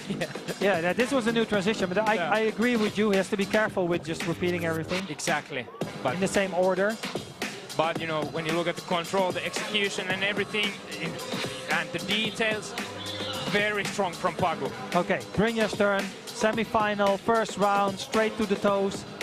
The juggles. And, oh, this is so... I don't even know how he does that. The top knee stall sitting and the spin. Oh, my. Yeah, everyone can, that is safe trick to try home. Balance the ball on your knee. They can't. On your knee, on top of it. Oh, new variation. Not maybe crazy difficult, but super beautiful. All right, Pagu, Palle Michi around the world in a combo. Going on with the combo. Eldo, and still with the same combo, and you see the sunbeams coming really nicely from to the pool arena. I've noticed that it's sometimes hard for Pagu to fill his 30 seconds. Yeah. But sometimes, like against Jesse, he didn't even need to. Yeah, maybe it's because he doesn't need to. Yeah. That's also possible, yeah. All right, let's see what Brynjar can do. The forward roll. Oh, he's so consistent in this. It's ridiculous. Oh my goodness. And he does different, oh yeah, he's like turning sides again. Oh, my. He even gets a round of applause by Pagu here. Costa Rica against Norway. Swing the hair from side to side. Wow. Beautiful. This is a really good battle we have on our hands. Last 30 seconds for Pagu, going with the massive 3-red trick, going to the uppers. He was like, no, at the side. I think he needs to turn around so that he doesn't face the sun, you know, because then it's really hard to see. Yes. Okay, who goes to the final? Some Jordan Stoll juggles. Maybe not so smart to challenge Brynjar in Jordan Stoll stuff, but, you know, something crazy is coming up. Indeed. Here's the strength that it requires to do that is insane. And you see the tension in this battle also. You know, when closer to the end we get, you know, people are holding their breath, and here's the toe juggle. All right, last round by Brynjar here in a battle with no mistakes at the semi-final of Rebel Street Style. Both just execute everything perfectly. So yes, let's see. Oh, this was a reply to Pagu. He was like, I can do a forward roll as well in a different variation. Oh, beautiful, yes. Beautiful battle. Oh my goodness. 0 drop. You know, we've been seeing freestyle for so long, man. We've witnessed hundreds of battles, but a battle with 0 drops is so rare, man. It's so rare, and especially considering this is the very, very high level that they execute the tricks. Yes. So it's not just doing it around the wall or catch a ball in your neck, is it? It's like incredible. So who goes to the final? I'm not sure. I'm not going to do any predictions actually here. It's really hard to say, but what is worth of mentioning, you know, in the previous tournaments, a lot of that stuff, you know, that Brynjar did now, you know, has been the end of him, because, you know, those contain such a massive risk of, yes. you know, the ball ending up wherever. Imagine that forward roll. If you miss it, it flies 10 meters away. Yeah. But I've never seen him miss it. Yes. And here's the judge's decision. Brynjar, 5-0. Brynjar. Brynjar goes to the final. Oh, in his final competition. Wow. Brynjar goes to the final in his final competition. Oh my goodness. the story is on our hands. The fairy tale is still possible. And you see, you know, Lorenzo, who's been the official voice for freestyle for so long now, you know, he knows what this means.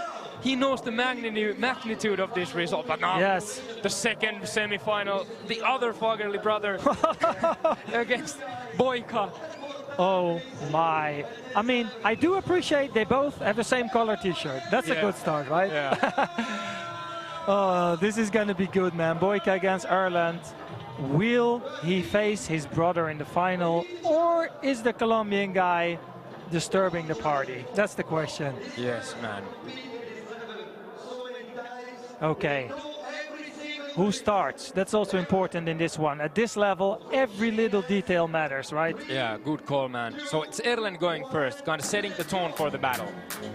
He starts, and I think he dropped that a little, but you know. Maybe did, I'm not sure. With Erland, you know, a little drop kind of gets blended in with the crazy stuff that he does. Here goes with the Jordan Stall stuff. Look at those little details. And this is, you know, he's like shooting the ball with the header on the throat. Ooh. And that's that's Erland for you guys. And you know, all right, Boika starts off the combo. Oh, he goes for the Scala. How many can he do? Oh, he goes into the NTs here, the no touches. I think he wanted to do more there. A lot of variation in this combo. Oh, he misses it there. And a great combo. Let's see what he does now. Goes to uppers. Transition. He did this transition before. Let's see if that will work against him. And you know what I'm noticing? Boika is not smiling anymore. No, he's serious now.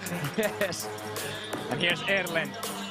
Because he knows before how I'm going to win this. He's not so sure at this one. And Erland started this round, by the way, with the crazy transition he introduced us last year. And he's just going all mental here with the slap. cross out no touch, cross Omi Tuzani no touch. Oh. The control is just insane. And they're not wasting any time. Boika goes straight into it with the transition here. He does a very similar move that Erland does. Oh yes, I like this. Everything upside down.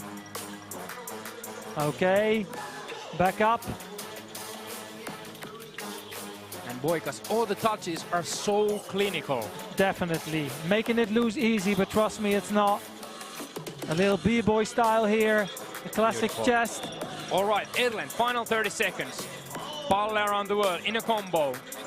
Well, he was saying this, you know, I think there's something in Erland's sleeve, because he's kind of, in my mind, he's kind of went on rather easily into this battle. But actually, you know, for those who know something about lowers, what he done in this combo is massively hard, massively difficult.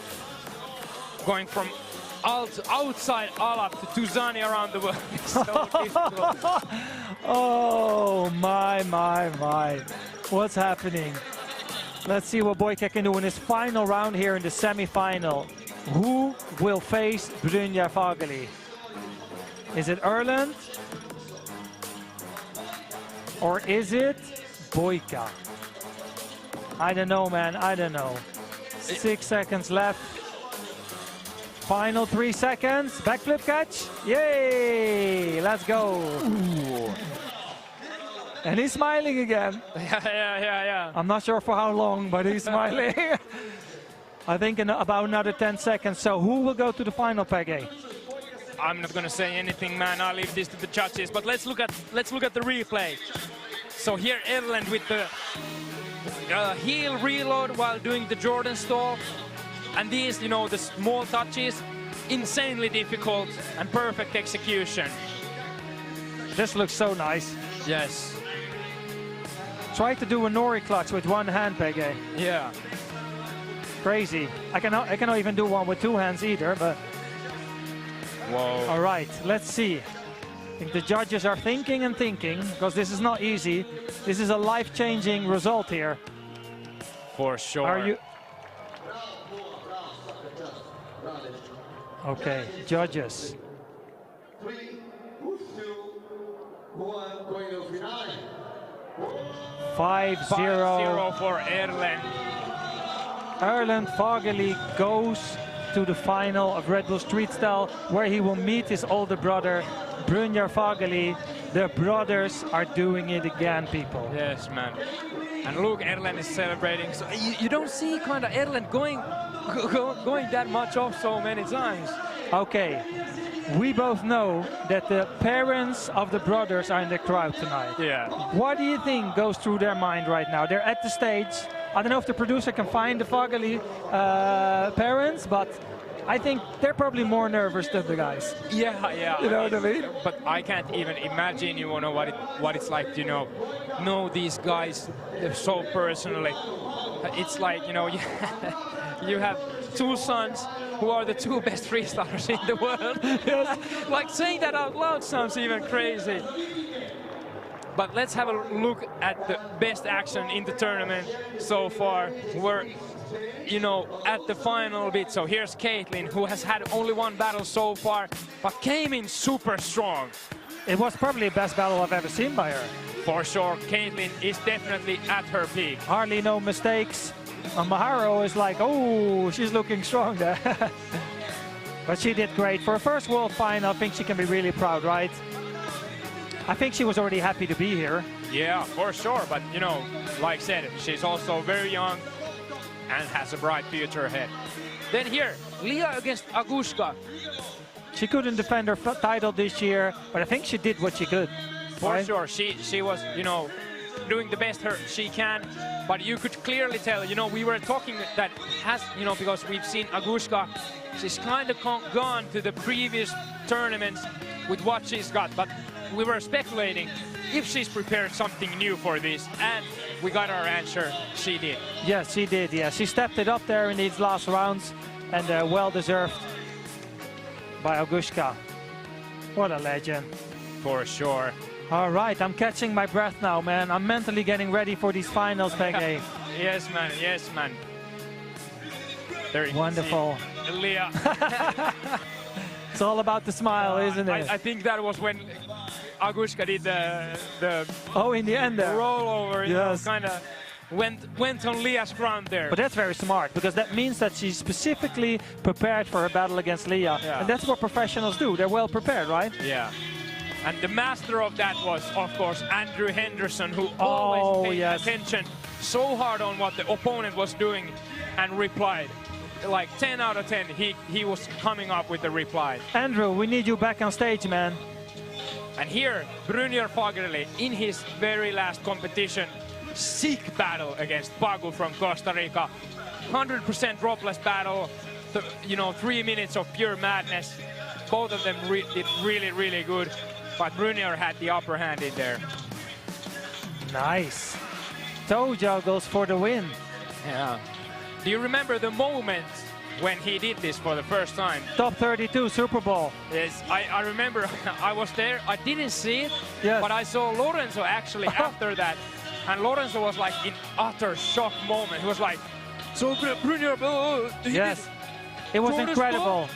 And then toe juggles. And he was like, for a good 2 hours. Oh my God. Lorenzo was in, you know, pure shock state. Yes, well, no wonder why. I mean, I've seen it a few times now, even in training and on stage, but it's so hard to comprehend what kind of level and training it requires to do this. Yeah. Like, and not even try for 3 days and record it on a video. Do it every single time when you need it. Yeah. That's like a level of control, yeah. For sure.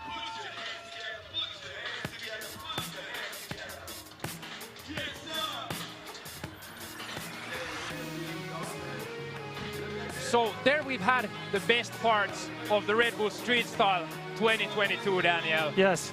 We have a couple battles left, but you know, thinking about the competition so far, how would you comment? Man, I'm having a blast. Right? I don't know what about you, but I'm enjoying it so much. I think that my favorite battle was maybe the last one, Erland against Pat Shaw. Not the last one, but that was my favorite battle because we know how strong Pat Shaw is, right? Yeah, yeah. But Erland was, with all respect, just playing with him. Yeah, yeah. He was playing with him, and that was my favorite battle because he showed his level of. He was like superior, kind of. It was scary almost. Yeah. You know what I mean? Like. Yeah, for sure. You know, it's like Haaland, you know, in football now. It's a hat trick every single game. Yes. Like, it's incredible. Yes. Yeah. Well, what about, you know, your guys from the Netherlands, Jesse and Jasmine? Both of them went out in their first battles. Both of them you could consider as upsets. A little bit, yes. I think both Jasmine and Jesse can do better than they performed today. But I still think they can be proud. You know, it's hard. They're always out here, always in the top 16. So, yeah, what can I say, man? I still think they did great. They did great, for sure. What do you think, you know, because we've had a lot of guys announcing their retirement, but not Jesse, not Jasmine. Yes, I hope not. Yeah. Oh. So how do you think, you know, what does, for example, Jesse, what does Jesse need to do, you know, to come back from, you know, a situation like this? He had a kind of bad defeat in the first round, and he is, you know, one of the guys that when we talk about the potential world champions, Jesse is one of the guys. Yes, so I think when you have a disappointment like this, right? Yeah. I think it's very important to go home and just reflect a little bit, maybe even take a little break, right? Yeah. Because it's hard to lose on a stage like this. You Right, prepared so well, you train 4 hours a day, and then in the end, you go onto stage and it doesn't work the way you trained it, the way you want it, and the way you expected it to go. And that's very frustrating. Yeah. So you take a little break, you take a deep breath, then you maybe watch the videos, you analyze what did go wrong. Yeah. Did I drop it? Did I have enough variation? So I think it's very important to look honest to yourself and like, okay, what went wrong here? And then back to the studio, man, just grinding every day, back practicing. So just keep on going, basically. Right. Well, when we think about the guys who are being successful today, Caitlin. Yes. We've seen her in US Open. Yes. Here, one battle behind only, but did dropless. Yes. Dropless 3 rounds. I've never seen her this strong. Yes. Do you think Caitlin has chances against Aguska in the final?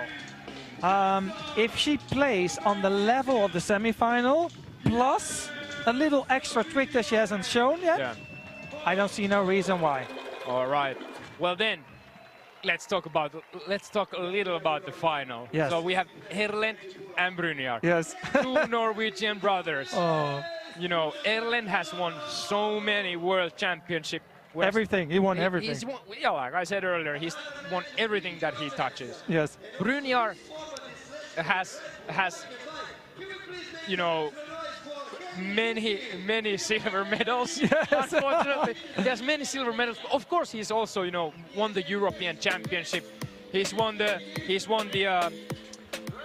Scandinavian Championship a couple times. Yes. But now, you know, Brynjar doesn't have the World Championship to his Yet. belt. This is the last chance. So, I have a question for you. All right. It's the final, Brynjar against Erlend. They're brothers, they're best friends, they grew up together, but they're also each other's biggest competitors. Erlend knows Brynjar's gonna retire. Yeah. It's the final, it's equal, it's the last round. What goes through Erlend's mind? He loves his brother. He thinks, I want to give him a world championship, but I know the question to this answer because I spoke to Brynjar. Yeah. He's not letting him win. Okay. They promised each other that. So All right. don't worry, no matter what happens, it's going to go honest. But first, we're going to go to the women's. Yeah, so this is the bronze battle. Leah Lewis against Miharu. Let's see if Leah can kind of get her spirit back after her loss. Yes. Ooh, and she is going strong here with you know, the definite Leah Lewis style. And you know her style is so beautiful. Like It's you nice, said, yeah. She has the dance background, and it suits freestyle so well. And just, you know, look at the venue, look at everything. This is perfect, man. This is perfect. All right. Yes, this is Miharu. probably the most beautiful location we've ever been at Red Bull Street Style. The Pula Arena, third place battle here at Red Bull Street Style World Finals. And she's giving her everything. Let's go, Miharu. Make Japan proud. Let's go. Yeah, Miharu, very original here. Vibes from, like you said, Hiroke and Mathieu. Yes, you will be happy hearing that. Beautiful. All right. All right. Ooh, little small mistake with there, but going back strong. And I'm curious to see if Leah did have some tricks that he had saved. Now she's in the bronze match, you know, and Yeah, you know, now nothing this, to lose anymore. Yeah. this is, you know, the end of the season. Now you can, you know, give all you got, and then, like you said, go back to the studio, think of something fresh, think of something new. And there, you know, she did some soul stuff there. But I don't think that was maybe so difficult for her. All right, Miharu, her second round. Oh, she goes for a little albastric, straight into that roll. That looks nice, stylish. Oh, an Altuzani. A very strong round by Miharu. Probably her strongest one tonight. Oh, I'm loving this flow. I'm loving this flow. Let's go, Miharu. Yes. What a recover. Yeah, she covered it. It was a little drop, but she covered it up. Yes. Oh, that was a good round. From battle to battle, she improved, you know. And here's Yes. Leah in her final 30 seconds. In final 30 seconds this season. And, you know, now she's doing, you know, a little different kind of dance stuff. And here's the sit-downs. This is actually good, you know, because combining sit-down. And actually, you know what, I think, you know, because I know she's been training lowers. But the only reason why I can come up with why she's not doing lowers is the ankle injury she suffered a couple of weeks ago. Oh, yeah, that's it, man. All right, last 30 seconds here in this third place battle. Let's see what Miharu got left. Oh, she almost dropped it. Oh, there you go, a little bounce, why not? That's always, keep on smiling and just pretend like it's part of the show, right? Yes, exactly. That's it. Well, I must say, I have underestimated Miharu so big time in this Red Bull Street Style World Final that I feel very ashamed even. Hey. This is a really tight battle. I have really, honestly, no clue which one of these fine freestylers is going to take the bronze medal. Imagine if Miharu takes first place. That would be probably the biggest upset in Red Bull Street Style female history almost, I would say. Yeah, and there you can actually see in the replay, you know, that very beautiful dance style from Leah. But here you can see, you know, the flow wasn't working out because when you do the dance style, the flow is so important. And when you're struggling to handle the next throw, you know, that is not something that is very good for you in the battle. Nice. Beautiful.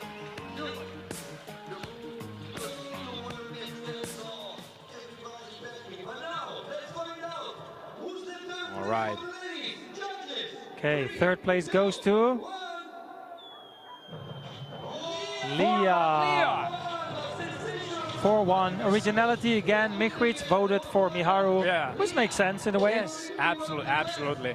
So Miharu, very good tournament. 4th position in the world final is a magnificent achievement, especially when you think that she's only 21 years old. Yeah, she's still young. She will be back. She will be back. Yes. And Leah Lewis isn't going home empty-handed. And I really hope that I see Leah competing again. I was a little disappointed that I didn't see her in Super Bowl. But, you know, when you think about it, she is still relatively, you know, new to the sport. She doesn't have so much experience. Anyways, you know, enough about that. Now it's time to see the world champion of Red Bull Street Style 2022, the female category. And Caitlin's having a blast. Yeah, trademark smile. Oh, this is so good. Seeming very happy. I'll tell you one thing. There's no other sport like freestyle football. The respect is huge between the players. Yes, for sure. It's very touching to see the respect before and after battle, during the battle also. All right, Aguska, final. Starting with Amata with no touch, but unfortunately drops it. Going again. Now she drops it again. She didn't get it. So, you know, if Caitlin isn't affected by this, you know, she might be going strong. But this is, oh my goodness, that was really cool from Agushka. Now she's back with the 100% control. And just, you know, how perfect is all this, you know, the sun is setting behind us in Pula, Croatia.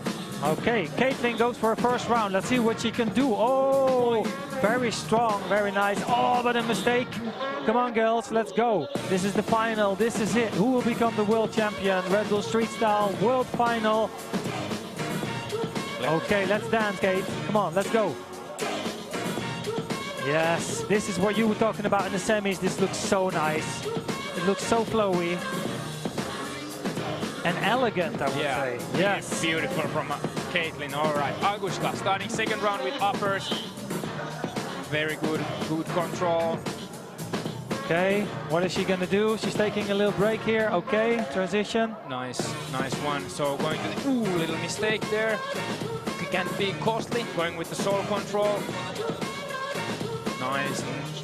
I sense that, you know, Agushka is preparing for something big. Very solid, all right. Okay, Caitlin Schrepfer from USA back for the second round here.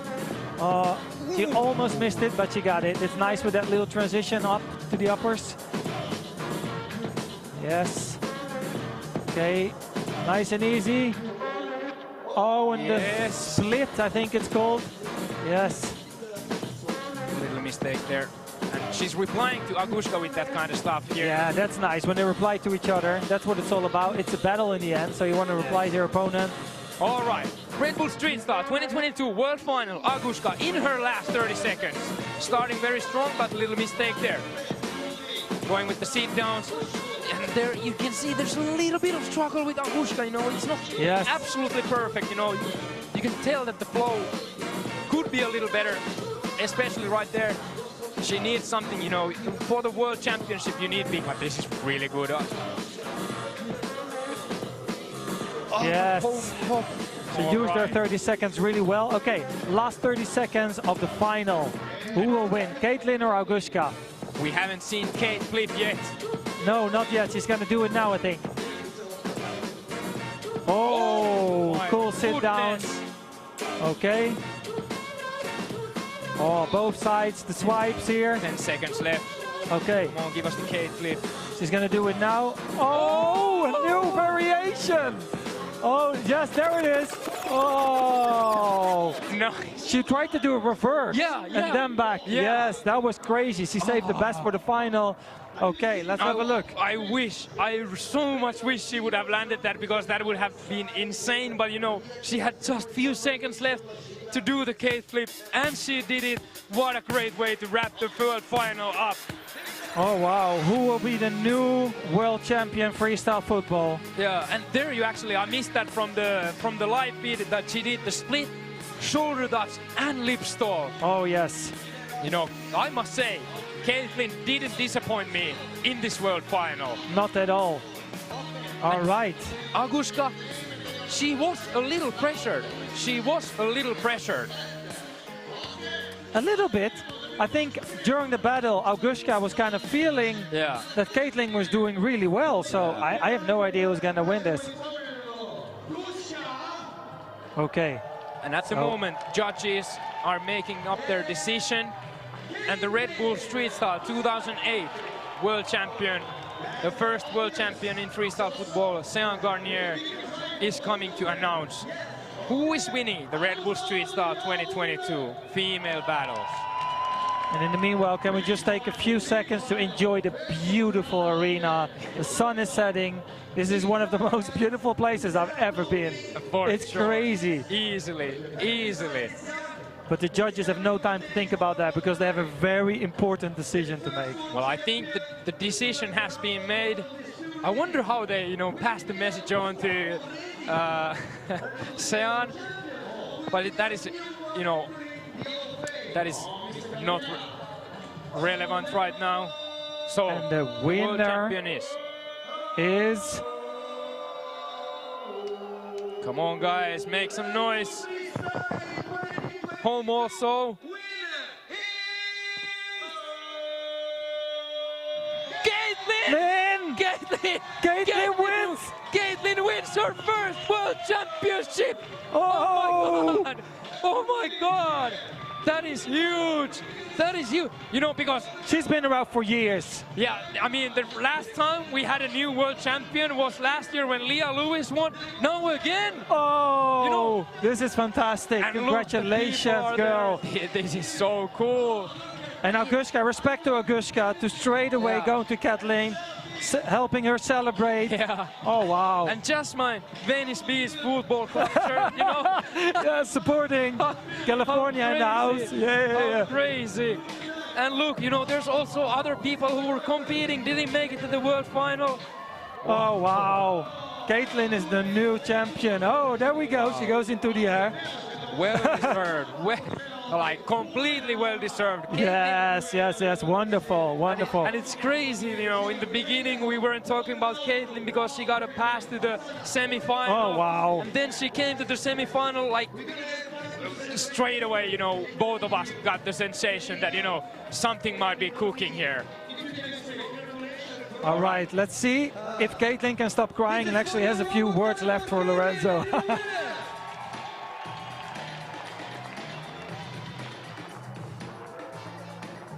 I don't know if you can talk, Caitlin. I think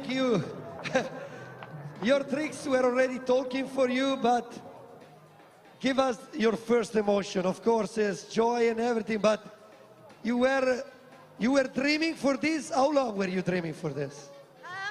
Overall, I've been training for 9 years. I've been on the podium so many times, but I've never placed first in a world championship. I've never beat Agushka in a championship. She's an incredible freestyler, and I'm so honored and so happy. Come on! Mislim da ste razumeli svi ove emocije koje prenosi i koliko je počašćena da je bila sa Laguškom u finalu. Prvi put ovo zaista zasluženo. Najbolja večeras ovdje, odnosno danas. Thank you so much. Congratulations. I'll let you to your feelings and emotion. It's time for another battle. We got to Incredible, came out of incredible. this Alright, with so another battle. The Caitlin battle been for training third for place. freestyle 9 Man, years, Okay. never Latin won Derby. Agushka before. How hard it is to beat Latinski Agushka? derbi imamo ovdje Well, she priliku. did. Idemo Well, sada Buke anyways, we got two Lorenzo. men battles left. Pagu against Boika will be sensational. And then in the final, Fagerli brothers once again. 2 battles left, people. Wow. Caitlin, congratulations, girl. You did it. All right. Pagu Whoa. against Boika, 3rd place battle. What can we say, man? Costa Rica against Colombia. Well, you know, this is a battle where it's so hard to make predictions. Pagu has shown how good he is. Boika has shown it for many years. And oh my goodness, Boika starts with Alt-Palle combo and Skala in a combo, really strong, you know, now he's letting it all out. Aye. Well, he's not holding back now, right? No, now he's giving everything he's got. And you know, that's magnificent about Boika, that even he's in the last battle, he's still got something more to show us. And also the thing is, it's just a small final, but everyone wants to be on the podium, right? Top Yeah. 3. So, all right, that was crazy. Pagu, let's go. There was a small mistake there, I think. Oh, and another one. Yeah, as we said before, in 3rd place battle, you know, you can just show everything you got. You don't have to save tricks. It's the last battle, so. Nice little back head stall there for him. And of course, why not do a Jordan stall? Oh my goodness. The final trick didn't work out. All right, Boika. Oh, my he was God. going for the Pedrinho backflip there. Yeah, he's Yes. kind of taking the risk now. Yes. And why not, man? Yes. Do yes. it. Like we were saying, you gotta give it all you got now at this stage. And here goes Boika with that so-called Mompi style. Very solid performing with the soul action here. He's almost Really? kicking the sun. He is, right? Really? It's like he's juggling the sun. It's crazy. I can sense the pressure, you know. Pagu failed already 2 times. But also, it's not just the pressure, Peggy. They're also getting tired, right? It's been Yeah. a long day. For sure, and that's, you know, it's so massively hard to, you know, come up to the final battle, bring the last bit of energy that you have left in your body, and do, you know, stuff that, you know, no one else in the world can do. All right, Bojka, final 30 seconds in Red Bull Street Style, Pula, Croatia, 2022. Beautiful style. I think he's smiling again. Oh my goodness, that is so beautiful and also so difficult. Wow, crazy. This is so crazy. The way he transitions there and just make it look so chill. Yeah. He's like, yeah, I'm just rolling around stage at the third place battle of the World Championship. Yeah. Pago, final 30 seconds in the bronze match. Oh. Pago is like, we've known the WFA head of judging has explained rather nicely, Julio, how Pago thinks. He's like, he basically doesn't think, he just does the things. And you were saying also, he doesn't have 80%, he has only all-out mode. I love that mentality. And me too, and you know. And why not? Why Yes, not? yes. Just enjoy yourself, go all in, do the best you can. Yes, he is like pure freestyle. Love that it, guy, love it. that guy. But let's look at the, you know, best action of this bronze match. Here, the Pago, cool transition to Jordan Stall, and this was really magnificent. The magnificent revolutions coming down from Jordan Stall. Bojka relying on his, you know, perfect control, perfect execution. I love that smile, that was nice. Just, you know, the vibes. This was the battle of vibes. Yes, don't man. you think? Mutual respect, good vibes, that's all we want. And I Yeah. see a little kid at the arena started to juggle in front of me. This is what it's all about, right? Absolutely. Inspiring the new generation of freestylers. Okay, third place goes to Bojka, 3-2. He's so tight. he got it. So Third place tight. goes to Colombia. And another medal for Bojka in his career. He got a lot of third places in his life after the Fagerli brothers. Yeah, he's got a lot of third places, but he's got also gold medals from the past. you Oh know. yeah, F3 World Tour, he won. Oh, If you just take a look at the trophy cabinet of Bojka, it's very one of a kind, you know, so much experience. And you know, I've been talking with Bojka, and he's been like, you know, I have a little interest in judging, you know, I will keep freestyling, but you know, might be that I'm not going to, you know, push it anymore. okay, So, interesting. you know, that is a very blunt statement, but you know, Pago is a guy that we'll be hearing a lot in the future. All The right. bronze medal is, you know, all solved out. It all comes down to this. The last battle of Bruniar in his career. I hope personally that he's just saying that, you know, it's my last year, and he's like, okay, you know, I'll come back. But as it stands, this would be his final battle, and the guys are on stage, the magnificent Fagerli brothers, Erlend and Bruniar, in another final. Fagerli versus Fagerli, the best two freestylers probably that ever lived against each other here in the final Red Bull Street Style. What can we say more about this, Peggy? Well, Let's just enjoy the show, I would say. yes, Erlend, so many world championships. Bruniar doesn't have any yet. Here goes Erlend, starting with the really cool Niaka, and really not. Oh my God, so nice from Erlend. And spinning headstall while sitting down. He's looking where Bruniar is, turning against him. And just pure madness. Erlend is doing pure madness right now. Oh my God, coming down from Jordan Stall. And Bruniar is ready. All right, Bruniar for his last battle. There we go, the final. Oh yes, straight into the toe juggles. The mutual respect by the brothers is here, of course. But trust me, they both want to win, no matter what. Oh! And the clutch! Oh! A small little mistake, but he doesn't seem to be affected too much. It was just a tiny one. And up, yes, let's go! Oh yes! Beautiful from Brynjar, some very fresh stuff. Erlend is looking at the judges, you know, in a little disbelief. Here goes Erlend with the Pale combo. Oh my cross, outside all at no time. Almost dropped it. Yes. Oh, And look at, you know, he's going with, you know, running to the tricks that he's gonna do. Oh my goodness. That was a fresh move from Erlend. It's so dynamic as well. It's Yeah. using the full stage. Oh, and French national trick. All right, Brynjar. Yes. Oh my goodness. Come on, Brynjar, let's go. Is he gonna do another one? Yes, there it is. And then Amat straight out of that crazy transition. And one more time. Up, let's go. Yes, sir. Both brothers are on fire. Brynjar against Erlend in the final here. Red Bull Street style. Nice catch. 1 minute, 10 seconds left. What can we see here? Oh! All right, that was nice by Erlend. Right, couple drops on Brynjar. Erlend going to his last 30 seconds with this beautiful transition. Oh, that is a big drop. You don't see that often. A No, drop by barely Erlend. ever. Okay, I can feel the tension, Peggy. I'm getting nervous. 42 seconds left here in the World Finals. I can barely stand on my feet. And you can look, you know, we've seen Erlend always with the 100% control. Now it is maybe 99. All Okay, right, the last 30 seconds 30 for Brynjar. seconds in his life during a battle. What can he do? That is a crazy soul spinner right there. I dare to say no one in the world can do it better.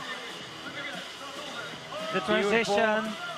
All right. Oh, Wow, yes. that's fresh. That's fresh from Brynjar. 8 seconds remaining. He needs to do something big. He needs to do something big. Come on, Brynjar. Come on. Yes.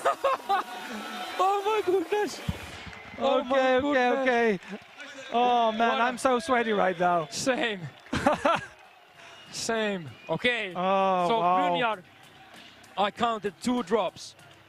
Erlend 1 drop, which was bigger than Brynjar's drops were. Brynjar did some fresh stuff. Here we can see, you know, this transition so crazy from Erlend, and you just see how much he moves. Brynjar is like, okay.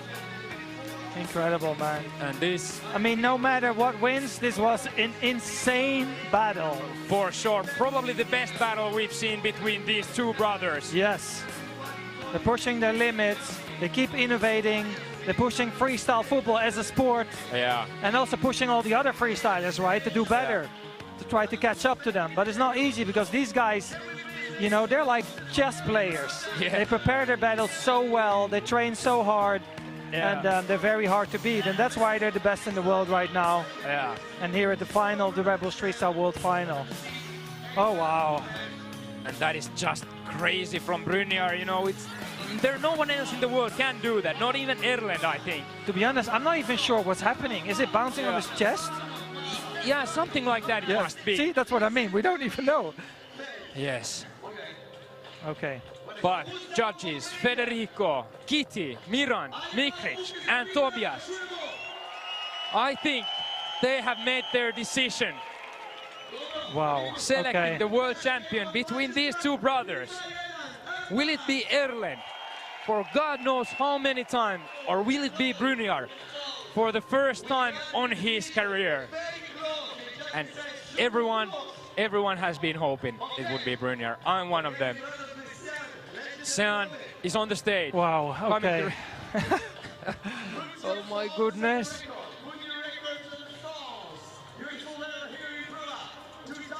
And the winner of Red Bull Street Style 2022 is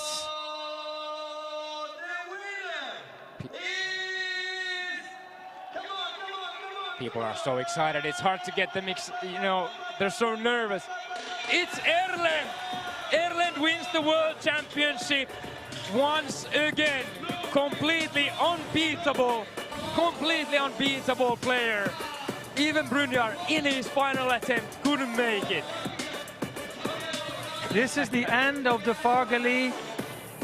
What can I say, man? The Fagerli time, or, you know, there's no more Fagerli brothers from now on. It's just Yeah. Erlend Brynjar's retiring, and Erland wins the championship. Let's hear what the brothers got to say right now with Lorenzo. I think you're gonna talk mostly about him. Congratulations, first of all, another world title, another journey. But what about this epic moment in a 2,000 years arena, sharing the stage with your brother in the world final? It couldn't be better. Brynjar is the best brother you can have. And we have been pushing each other so much for all of the years, and I'm so happy to be here in the final against Brynjar. And he did so well as well, right? Unbelievable journey. Tell me one word to define your brother. What? One word to define your brother. Crazy. In Norwegian, another one maybe. And galning. Okay, Brynjar, congrats, but make some extra noise for Erland. Another title, history in the making. Writing titles on title. The trophy's there, they're gonna write your name once again. Stay nearby, guys, stay nearby. Oh my goodness, what a crazy, crazy situation.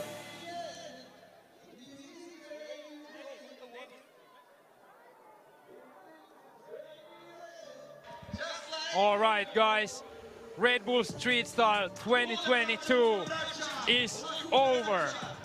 Erland with another World Championship title, defeating Brynjar in the final.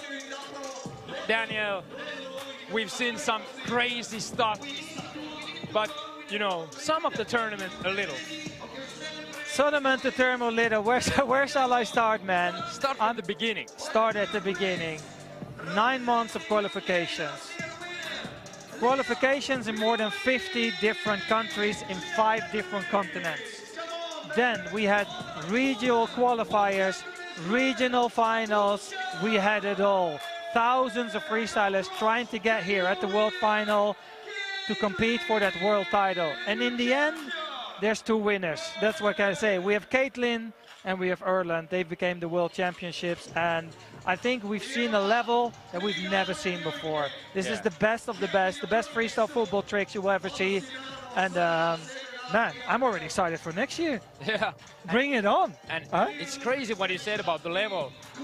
Throughout the history of modern freestyle, there has never been a year, really, where the level was worse than the year before, right? Never. It's always going further and further and further. Freestyle is still a relatively young sport, right? Freestyle football and the Red Bull Street Style, we've come a long way since 2008. But I can't wait for the future, man. I'm just getting started. Yes, I don't know, when you see me, you can tell that I'm just getting started because I look really old. But it feels like we're just getting started. Yeah, man. So, the bronze medal, or actually the bronze vase, you know, I mean, look at the trophies. The bronze vase, yeah. Those are so cool. So Leah Lewis from UK gets the bronze vase.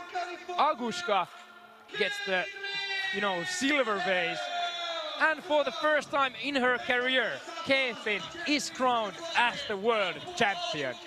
I must say, it fits her. You know what I mean? Yeah. Nice, nice, nice. Finally, she got her title after many years of practicing. And look at this moment. Wow. Oh, wow. I loved it. This is sport.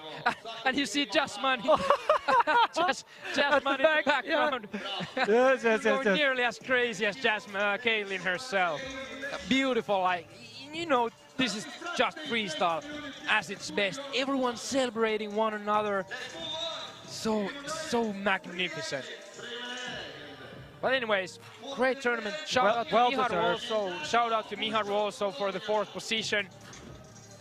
Yeah, I think when she was sitting on the airplane, that was only something she could dream of, right? Right. Going to Europe, first time in her life outside of Japan. Yeah. Never been outside. And then she ends up here in the beautiful Pula Arena. I mean, wow. Well, it's time to give the trophies for the 3 best male athletes of 2022. I have a question. Do you think Erland has a special room in his house for trophies? He Maybe needs not one. yet. He needs one. Maybe not yet, but I mean, he's so modest, but he should, man, have Yeah. like, trophy room. Like, Cristiano Ronaldo or whoever probably has. Yes. Oh yeah, probably. Wow. Peg 8 was a blast, man. I had Yes. so much fun this tournament again. So, the bronze base goes to Boyka from Colombia. Nice. Well deserved. What a legend. 10 years on the top of his game. Always up there. Top 16, top 8, top 4. Yeah. It's just crazy how Boyka can always make it so far in the competition. And look at Brynjar. There's like some sort of, I don't know, it's... I'm gonna miss him. Yeah, me too. Huh? For me, I've always, when someone asks my favorite freestylers, I say Mikolai because he does a lot of, tricks that I like. But in the battle, Yes. Brynjar, man, and that could be probably because Brynjar was in my favorite battle of all time. Yes. But the question is still on. What does it take to beat this man? It's a very good question that I don't have the answer to, Peggy. And there's a lot of people in this world thinking, what do I need to do? But, Peggy, all you need is a ball, man. That's right. All you need is a ball. So, if you're watching this and you're thinking freestyle football is the coolest thing I've ever seen, which we think it is, just pick up a ball. Go tomorrow, buy a ball, start practicing. That's it, right? You can Yes. get here as well. If you work hard, if you dedicate you don't have to dedicate your life straight away, but if you have fun in kicking a football, you can become here and become a world champion one day. Yeah. He's still looking happy after many titles. yes. But that is crazy about it. That after winning everything you possibly can, Yes. he's still got that mentality of pushing further and further and further. Yes, what a legend. All right, Daniel. Well, the season is coming to an end, but it's Yes. not over actually just yet. No. In the WFFA, we're cooking up the youth competition. Well, the youth competition is coming up, Peggy, and I'm Yeah. really looking forward to it, so stay tuned for that, definitely. So, if we think about the youth competition last year, Yes. and you remember what we saw, some really promising freestylers who are for sure coming for Erlend and Caitlin and Agushka and for the other great world level freestylers also. What expectations do you have for the youth of freestyle? I think the future of freestyle football and Red Bull Street Style as a tournament is so bright, man. Right. Every year the level is going up. We see more females, we see more males, and it's just, we're having more fun. The sport is growing, and also everyone, you see there's thousands of people today in the arena. People are loving it, and it's so cool for Red Bull that they're behind the sport, supporting the scene. So yeah, man, I'm very positive about the future. All right. Well, for sure, I feel the same way. But when we're anyways at getting closer to the end of the year now, Yes. it's been crazy so far with Red Bull Street Style taking so long, Super Bowl, Yes. US Open. If you look at back year 2022, Yes. what special moments come to your head? Oh, there's so many, man. I mean, first of all, the fact that we're still here, right? I mean, Right. we've had a pandemic, but nothing is stopping us. That's actually what I'm most proud of, that we Yeah. stuck together as a community. Freestyle football as a sport is better than ever, and that's what I'm the most proud of. Right. And of course, there's things like, organizing the World Final, having Super Bowl, tournaments like this. But for me, the most important thing is that freestyle football is alive and kicking, and we crowned 2 new world champions, so it's all good. All right. Ladies and gentlemen, this was the Red Bull Street Style 2022 World Final. Caitlin being the world champion and Erlend winning another title. Thank you so much for everyone watching the show. Thank you for the city of Pula for unbelievable premises to hold the most unbelievable freestyle event probably that the sport has ever seen. My name is Pege Piirto. I'm Daniel Rosenboom. From the bottom of my and Daniel's heart, thank you so much. See you on the next one. Ciao.